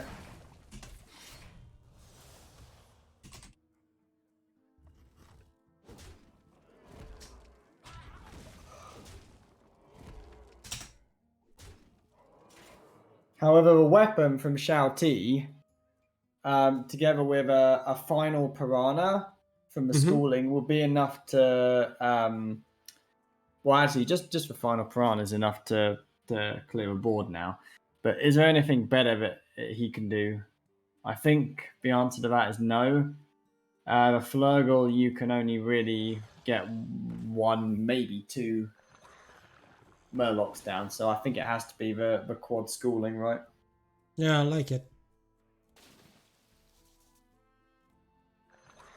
And another one. Another one. That's it. Cool card. This Piranhas. Interesting use. Okay. Do you eat face with your face into the Ladies Tenno to spare a Piranha? I think I would send my weapon face, and I think I would trade off an extra piranha. Okay. But again, I mean, these piranhas are gonna, potentially can get buffed up quite a lot because there's 2 more in the hand. So, I kind of respect going for the tempo line. Yeah, surely we must get the hero card down here, right? Yeah.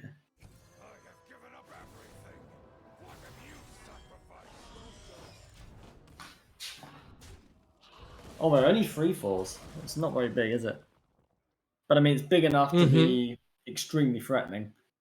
Yeah, and you get the arrow power. That what you want when you play the cultures. And already the Xilak in end, we can assume that it will be played on 7. Like the card. Okay. There we go. Oh, another Flurgle. Another fire monster. We want to see this, but I don't know how many mana left. 2 left. Okay. So, to be honest, it doesn't do very much. I think we're probably going to see I would expect maybe the war leader here, because you've already got Flurgle on the board, and I think that the other 2 cards played this turn will probably be a double Piranha. No, let's that's go for it. Piranha. Yeah, Perfect. and I don't think he'll want to be taking 3 damage. No, he doesn't. Okay. Nice reading. Oh. Okay. Cow strike and you draw. You draw. Multi-strike.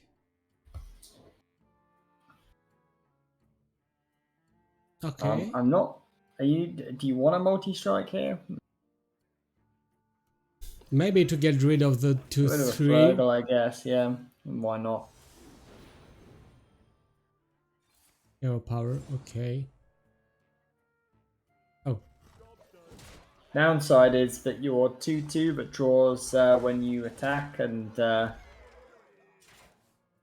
it is now going to be much worse. And the weapon as well, the 1-mana weapon is going to be worse because the multi-strike's gone. But the Flurgle is dead. We've made the Tempo King play.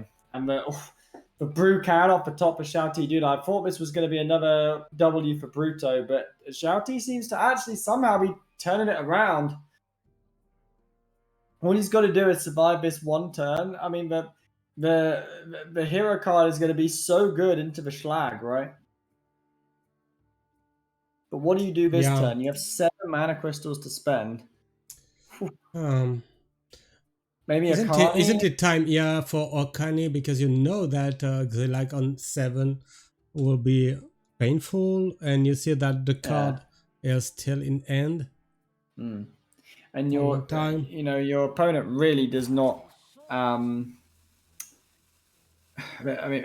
they just don't have the cards, do they, to deal with Carney as well.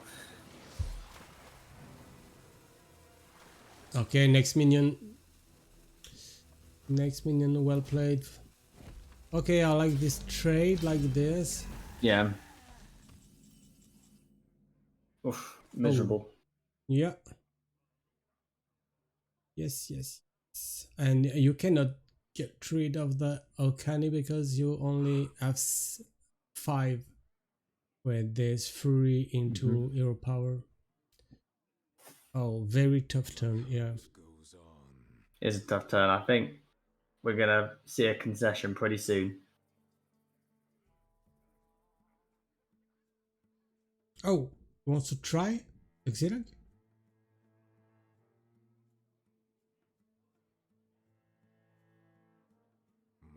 He's about to try it, I guess. Yeah. Which card do you want to play to lose the game? I mean, I think the winning line for BruTo is you just slam the Schlag and you hope your opponent messed up and picked the spell. Because playing the Akani and hero powering is not going to win this game. I understand that.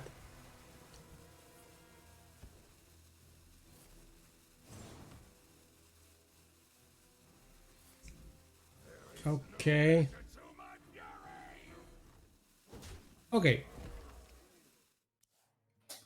So technically it's a setup lethal because everything can hit face the stalk. But now Has to be just taunts and heal, I would have thought, right? Yeah. No, it's Safe. not. Yeah. Why Meati still tries to concentrate on discussing the game while we can enjoy Paraducks dancing and drinking. True. True. Dancing and drinking. Yeah. Classic British behaviour. At the same time, you could have walked in the circus. Man, the hero as well, the hero power. Yeah, this is not the hero power that you wanted to see. Yeah. Oh, going into the Schlag turn, oh my goodness. So you cannot glaive into hero power to kill 1, 2, 3.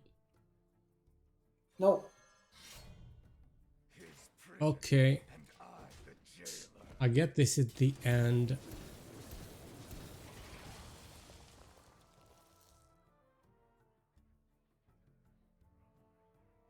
Okay. Why not play this Command of Neptune? Is it a way you have a lethal it's first? just going to be hero power plus something, isn't it? No. Okay, 2, 4, 6, 8, 9, and 5. I guess you could also go Flurgle,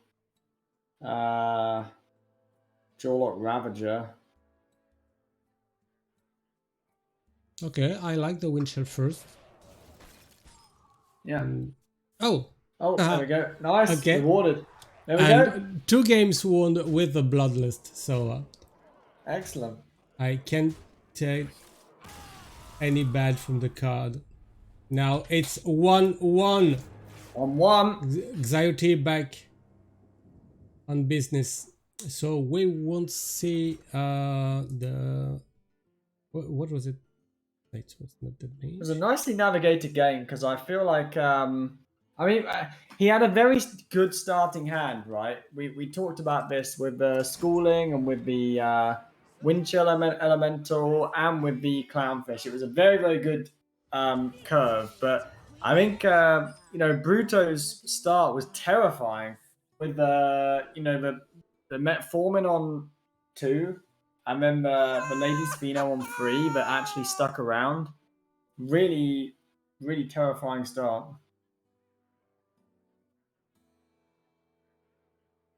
Okay, I had a problem on the bands.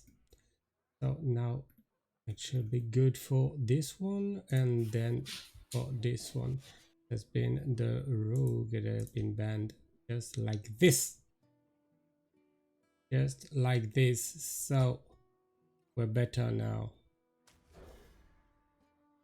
Okay. And I have to beat Pelican this Diver. deck. Okay. So, is keeping the Smothering Starfish here? Interesting. Is it for I tempo feel like play? he's kept a lot of cards here, BruTo. I feel like I would have kept the Pelican Diver, yes. I'm not sure about the Starfish, but I mean he's curving out. Maybe his plan is he wants to go Mailbox Dance and then just silence the thing to deny the coin. I don't know. But he's not got the business end, right? Hasn't got the Belindas and the Barbaras.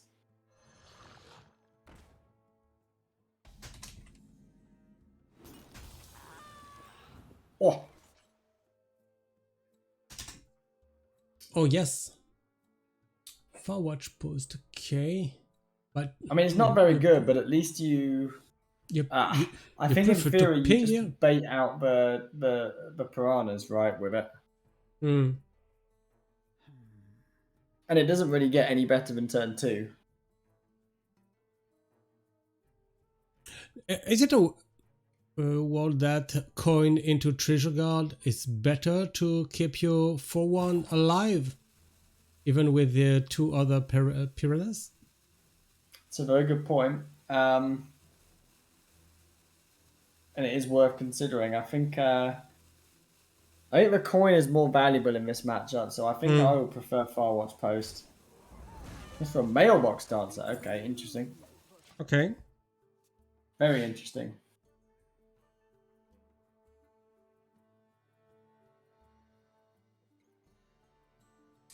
Okay, so now we have a Slit Breaker. And we saw yesterday that XiaoT in the same matchup used his coin and his little spells just to keep his opponent to steal them cheap mana from sorcerers. It was with Rogue, but I can assume that he will use his spells as soon as possible. And maybe not generate a wind chill with Slit Breaker without using them very soon. A pretty good Starfish then. Okay. Denying a coin, denying a 6 attack weapon. Okay. The thing is, I think it's such a key card of a matchup, right? When you think about all of the freeze effects coming down later on, Yeah. I'm just a little bit worried, and I wonder if we'll come back to this point as a key moment in the game when the starfish was used. Let's see how the game develops. Okay, there is the opportunity to play Cavern here, not have any spell in hand. Yeah, it's a very good opportunity, I think. And you've also got to be mindful of, if you drop the Akani here, then that also blocks, it blocks Belinda and it blocks the Barbara, right? That's got to be on XiaoT's mind that there are 2 coins going into the 4 mana turn. Yeah. I wonder what he goes for. Okay, it's a Cavern. The Cavern. I think this is better against everything except Belinda. And look at that. There was a sorcerer's pull off the top. So he doesn't go for it as well. Oh my goodness. Like. Okay. Oh, I guess he doesn't have a big spell though. Yes. I'm being stupid, Max. It could have the coin cheaper, but if he doesn't want, we can do anything for him. The coin played for -1 mana. Okay. What the hell do you do here? 3.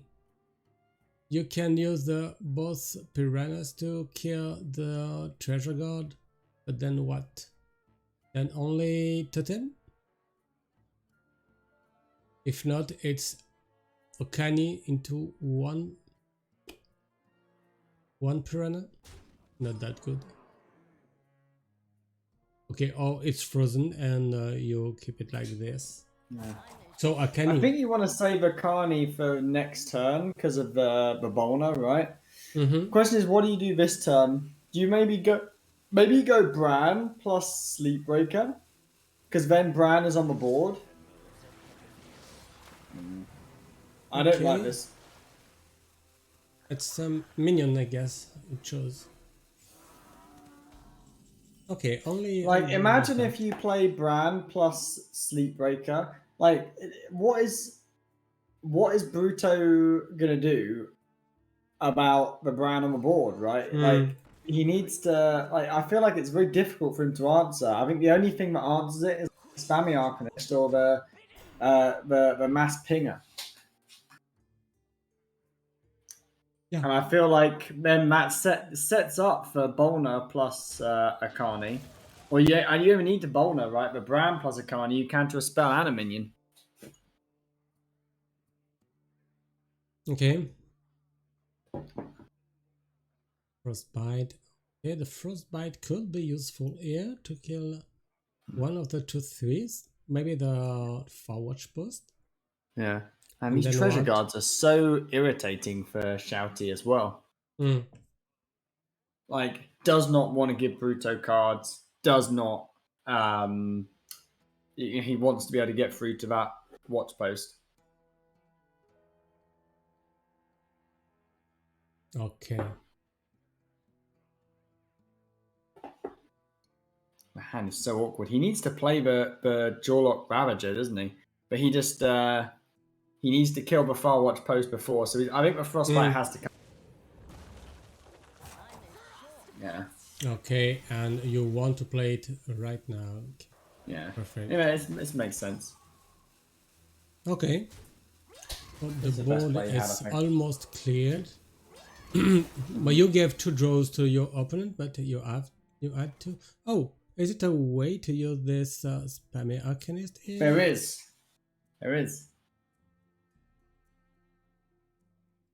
You have to use a coin ping. But the coin... It's pretty good, right? Coin is 2. Much to ponder. Coin is do what? Oh, yes, you're right. It's not free. It's not free. Yeah. Okay, so it doesn't work, does it? That's Not rather this annoying. turn. Not this turn, but why not? But yeah, and if you ping here, it's quite obvious that you will spam a Arcanist next turn. Oh, but so you have nothing to play? You don't.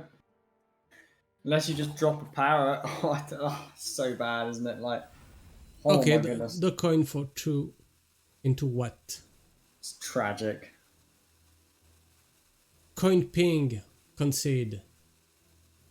Coin pin concede. Okay. Yeah, I think so. I really do think that BruTo let himself down big time with his mulligan. I think, and this is a mistake that it's really easy to make with Mage. I think is you see this early curve. Your Pelican and a 2-drop and a 3-drop, and you're like, yep, I'll keep those cards so that I can curve out. But what you don't, you've got to remember that you're playing an arena deck with a couple of very good cards, and I think really you want to be hard mulling for those good cards like the Belinda, the Sorceress, things like that, right? Yeah. Like I would only normally keep one of the early game cards, like maybe the Pelican, something like that. And one more, if he can get is blood rush, something like that, bloodlust. So it's almost little. It is because the board is already that. Oh, okay, like this. Oh, I didn't. Ah, okay. Turn around the Arcanist. Okay. That is a really heads up play. Do you see what he did there? He played... traded off his 3-2 to deny the spammy Arcanist. Yeah. Really, really smart. Now, the only thing I'm questioning is whether he shouldn't have played the Piranha Swarmer, right? There was no need. He could have just traded the Sleep Breaker straight for Starfish. But maybe he just realized it towards the end of the turn. And it's much better to own up to your mistakes than to not own up to them and make the same mistake again. So he might have lost the Piranha, but look how much damage he's gained by playing around the spammy Arcanist. And BruTo is furious right now. He is struggling to play for Belinda. I mean, he needs to play this Belinda. If he doesn't play this Belinda, he's going to lose. You have to do this right now because he's just bumping himself up. Right, it's fun. And then you're going down to 4 damage just from the board. Can XiaoT do 4 damage anyhow? There are no Molochs. It could generate a Moloch with Amalgam. 1, 2, 3. And get the a 3/3 for +2. Yes, plus you're 2 right. attack, but it's I only think that's +2. what he should start with, right? There's I think that's what he should start with. You could also consider, Neptulon's Call is very good.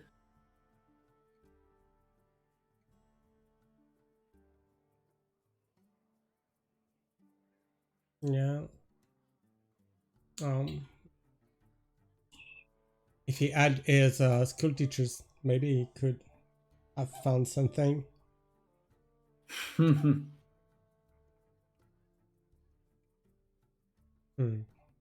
Yeah, nothing really interesting here. Oh, Garlock. Interesting. Just like that. Okay. Yeah, I'm not a huge fan of this. I've got to be honest. I feel like it was just worth going for lethal, and now you're filling your whole board up. You're making yourself vulnerable to the Frost Nova Varden. I mean, it's not... Was this really necessary? Okay, it's now or never. Yep. Draw a make, okay, twice.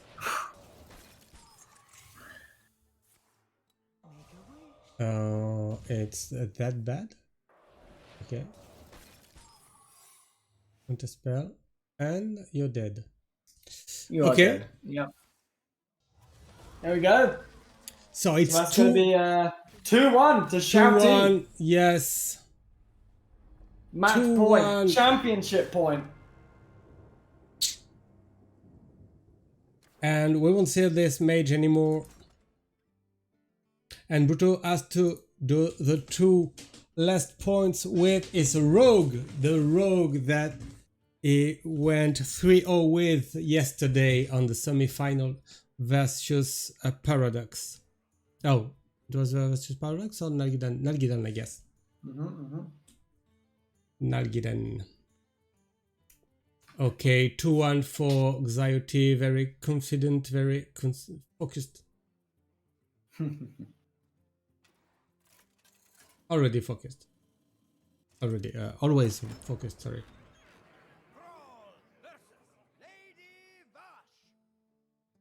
Victory to Queen Ajara. Fear the coming storm. Okay, not the coin for the rogue. Do you still keep the Krabato? I don't think so. It's not. BruTo doesn't think so. It's a good card, but it's a little bit expensive, isn't it? Yeah, maybe with the coin, maybe you should have.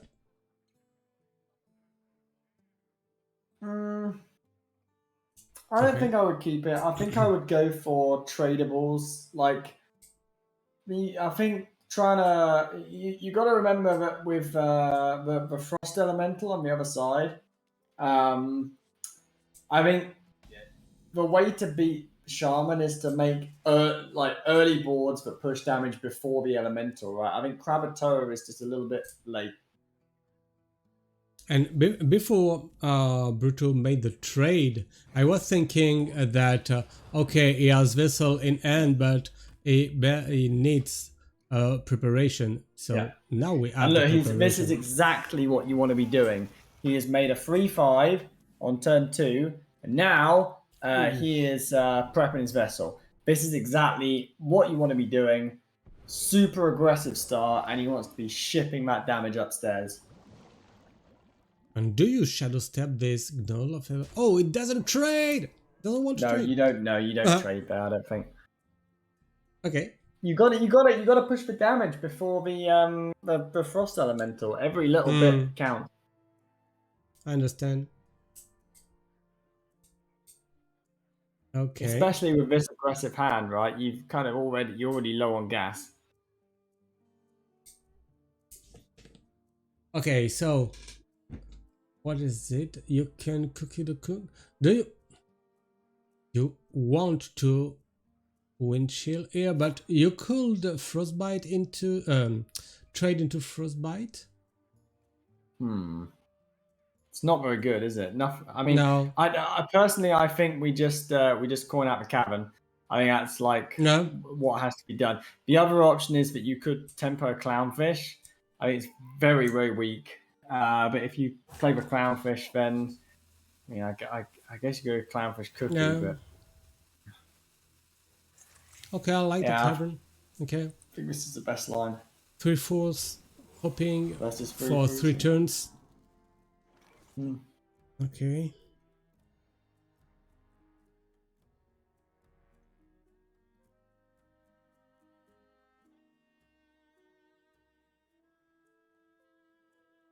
I'm thinking about Maestra into must be Maestra dagger, right?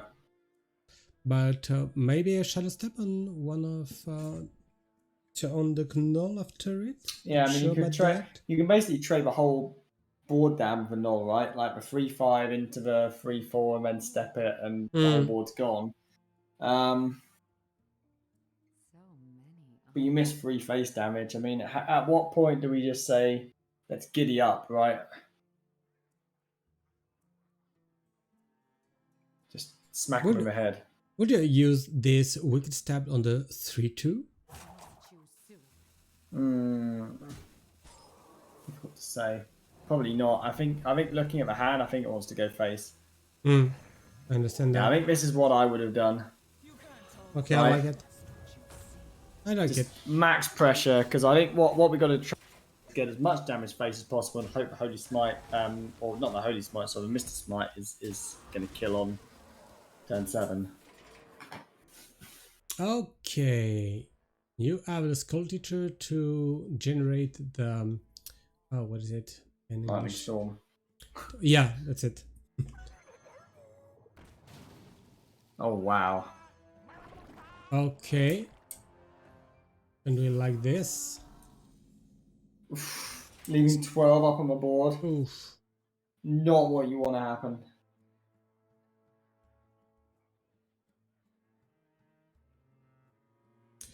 Okay, Has to then be the just ship it queen. upstairs, right? Although the cookie is very annoying, isn't it, here? Yeah.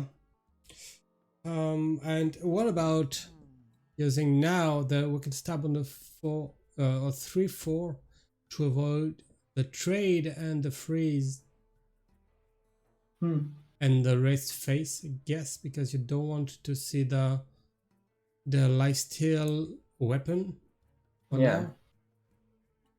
It's a really tough turn. I think. Imagine that you wicked stab a 3/4 hit. Mm-hmm.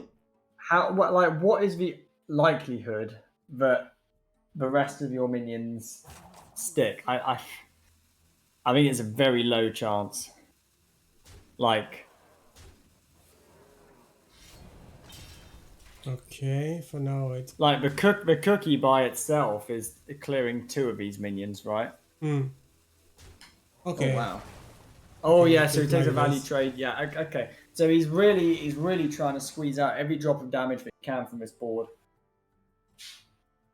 Kind of makes sense, I guess. Oh, and now you have the command of Neptune. It can make something and Prevents you don't. from playing the Frosty Boy next turn, but probably necessary. And don't forget that XiaoT is already at 2-1. So if it gets rid of the board, maybe it's match point. Could indeed be. So what could you do? You got, I think it's either Frostbite Wind Chilly or it's Commander Neptune. The upside of Frostbite Wind Chilly is but you can still play the Guardian on turn 6, right? Yeah, You need to. I like it. I think Commander Neptune is still slightly better. XiaoT agrees. It's a full clear, right? Full clear is a big deal. Okay. Get back on board. Oh, Yeah. 1 damage. It's just not what you want, is it? It's just too weak. No, but you can get rid of the 2 5/1s. Because now it's already 13 on board plus 2. It's 15. I mean, you've got one play, haven't you? I think you just got to kill these 5. You're never winning the game if these 5/1 stick around. You have to go. You're not happy about it because you're only spending 1 mana, but that's what this rogue deck does sometimes. Yeah. Man, we had such a bonkers start as well, but XiaoT seems to be clawing it back. I guess the only thing he's thinking about is, like, can he maybe play Scabs on turn 8? Can this Fillet Fighter, like, shore up a lethal? But I don't think you're going to get to turn 8 if you don't use a Fillet Fighter here. I think it has to be done, right? Now, at least, this gives us a reasonable chance of actually making it to turn 8. Yeah. Because there will be a turn 8 now. It should. Okay. It's time for your favorite card, Max? Is it time? Yeah, I guess so. Oh! Okay. Wait.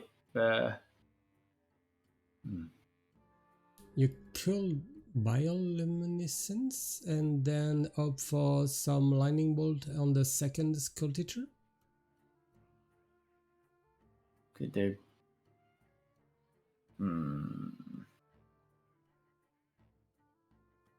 I think I prefer the spirit now, but it's close.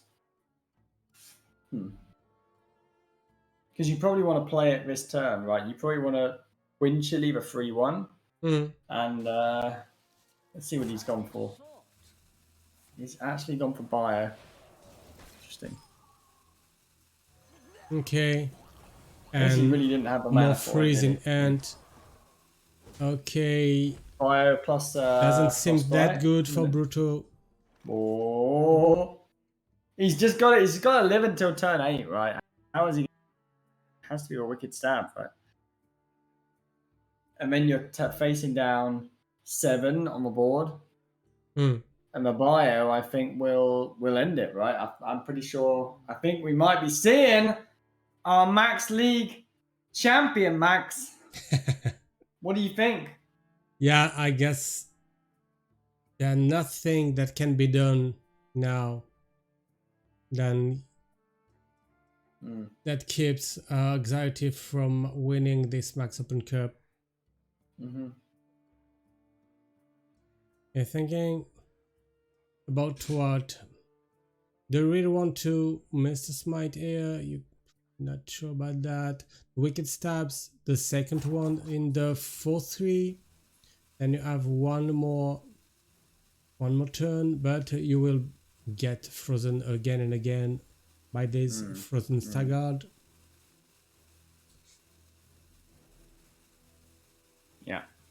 You have to play it. You have to play it. You have to play it. Okay, on this one. There we go. That's gonna wrap it up, Max. Wow, dude, that was 2 very strong draws by BruTo. I thought that XiaoT, might not have made it, but he did. He's made it all 3 times. Oh my goodness! But what a player he is. This is a Masters Tour winner, Max. XiaoT has won a Masters Tour before. Yep. There we go. GG. Bioluminescence into Frostbite. Is this the first Max Open Cup that's been open to Chinese players? Yep. First one. Nice. And here they are, the Chinese and XiaoT 3-1. The champion, the grand champion. Grand champion of this Max Open Cup 8. GG to him. So, okay, GG. Okay, for a little interview on Discord. Okay, and BruTo. Okay, thanks for the games. Okay, we'll have XiaoT here, and maybe yes, we'll have a BruTo as well. Perfect. So I'm adding them, BruTo and XiaoT. Okay, added. Oh, stop streaming this. Okay. Hello. Hi, how are you guys? Do you hear us? Oh, there is only BruTo for now. Okay. Yeah, hello. Hi. How are you feeling, BruTo? You made it so far. Yeah, I'm feeling well, honestly. It's fine to lose. I don't think I played badly, honestly. I think you played very well, to be honest. Oh, thank you, man. I think particularly I think your Demon Hunter play was pretty good, but I guess your decks just kind of fizzled out, didn't they? Yeah, I think I was favored on the series as long as I could win the mage versus summon, which I think is favored, but like maybe I shouldn't have kept the tempo hand. But I thought it was likely to draw some win condition, so I just kept it. Yeah. The only thing that I perhaps didn't like about your play was I think your mulligan with the mage. I think you kept a few of the weaker cards, which from my experience has led to draws that can fizzle out, which did happen. But looking at how the game developed, I don't think it would have made a difference to the outcome. I think you were kind of doomed to lose that series because you did just have all of your hands just kind of gassed out, didn't they? Yeah. Happens sometimes. Yeah, probably the mulligan was bad. I just thought I would win if I survived the early game. So that's why I get like just 1, 2, 3. But yeah, maybe it was bad. And but very well done for making it this far anyway, buddy. Top 2 is something to be proud of in such a large tournament. Yeah. And we have XiaoT as well. Do you hear us, guy? Yeah, I can hear you guys. The big winner. Congratulations, man. Yeah, congrats. Yeah, thanks, Meati. Congratulations, man. And this time it's with the shaman that you won yesterday. The rogue was very impressive. Do you like those decks right now? Those 2 decks? Do you think that they're the best in the meta? The 2 of them? Yeah. I think both rogue and shaman are pretty strong decks in the current meta. Yeah, Okay. and I like them so much. Yeah. Okay. You played them very well because those were. I think BruTo had some very aggressive starts, and to be honest, I think particularly the last 2 games, we were thinking, it looks like it's over, and then he had some bad top decks. You had some, you kept your cool in those games. You played them. I think you navigated all of them really, really well. And you came out of some tricky situations with a W, man. Yeah, I know. The last 2 games, is his hand is awful. Yeah, I know that. And it was your first Max Open Cup. What do you think about the format, playing 1 match per week? Oh yeah, I think the idea is so good. Because with the meta develop, there are some new decks every week, and players can change their lineups to play the new good decks. So I think the format is good. Good. And now both of you, XiaoT and BruTo, will be involved in the Max League 6 that will start at the end of July. So it will be even more challenging. 64 players from all around the world, the top players, and you'll see that it will be the best event you have, I guess. And I'm very glad you both are involved in this event. It will be, I guess, the first Max League of the both of you. Yeah, I think so. I'm very happy to be a part of it. So yeah, I'll be looking forward for it. Yeah, you earned it with this top 2, GG. Thanks. Do you have further questions, maybe, Meati? No, I think to be honest, I think both players, played pretty well in most series. I think the only question I had was about Mulligan in one of the games, but yeah, I think both you guys really well done. As I said earlier, big achievement, top 2 in such a big and accomplished field, and well-deserved spot in the Max League 6. Max League 6. Yes, that's it. And thank you, XiaoT, as well, for having taken part in this event and for having been here on cam. And I know it's a kind of not the same time in Asia right now, in China. So thank you for that. Yes. Thank you, Max. Okay, see you next time at the end of July for the start of the Max League 6. See you guys. Okay. Yeah, thank you for organizing the tournament. It was a blast to play. And GG, XiaoT. Okay. Bye-bye, BruTo. Yeah. See you.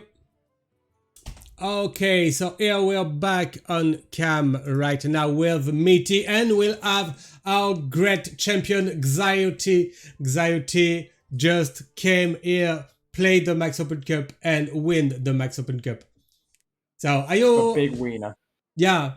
Are you happy with this result? I am. I was rooting for XiaoT. I'm glad that he has won the whole thing. I think he is one of my favorite Hearthstone players. So it's nice to see him win something else.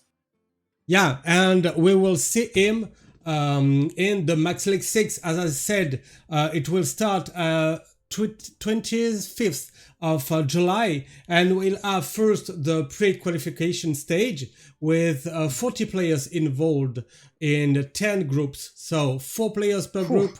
Only the 2 first players will make it to the qualification stage, and then another 40 players, and then the main stage. So it will be very, very nice. So see you guys at the end of July for it. And I can tell you just now, if I can make it like this. Okay, we have the first, okay, just a second, like this. We have the first planning of the Max League.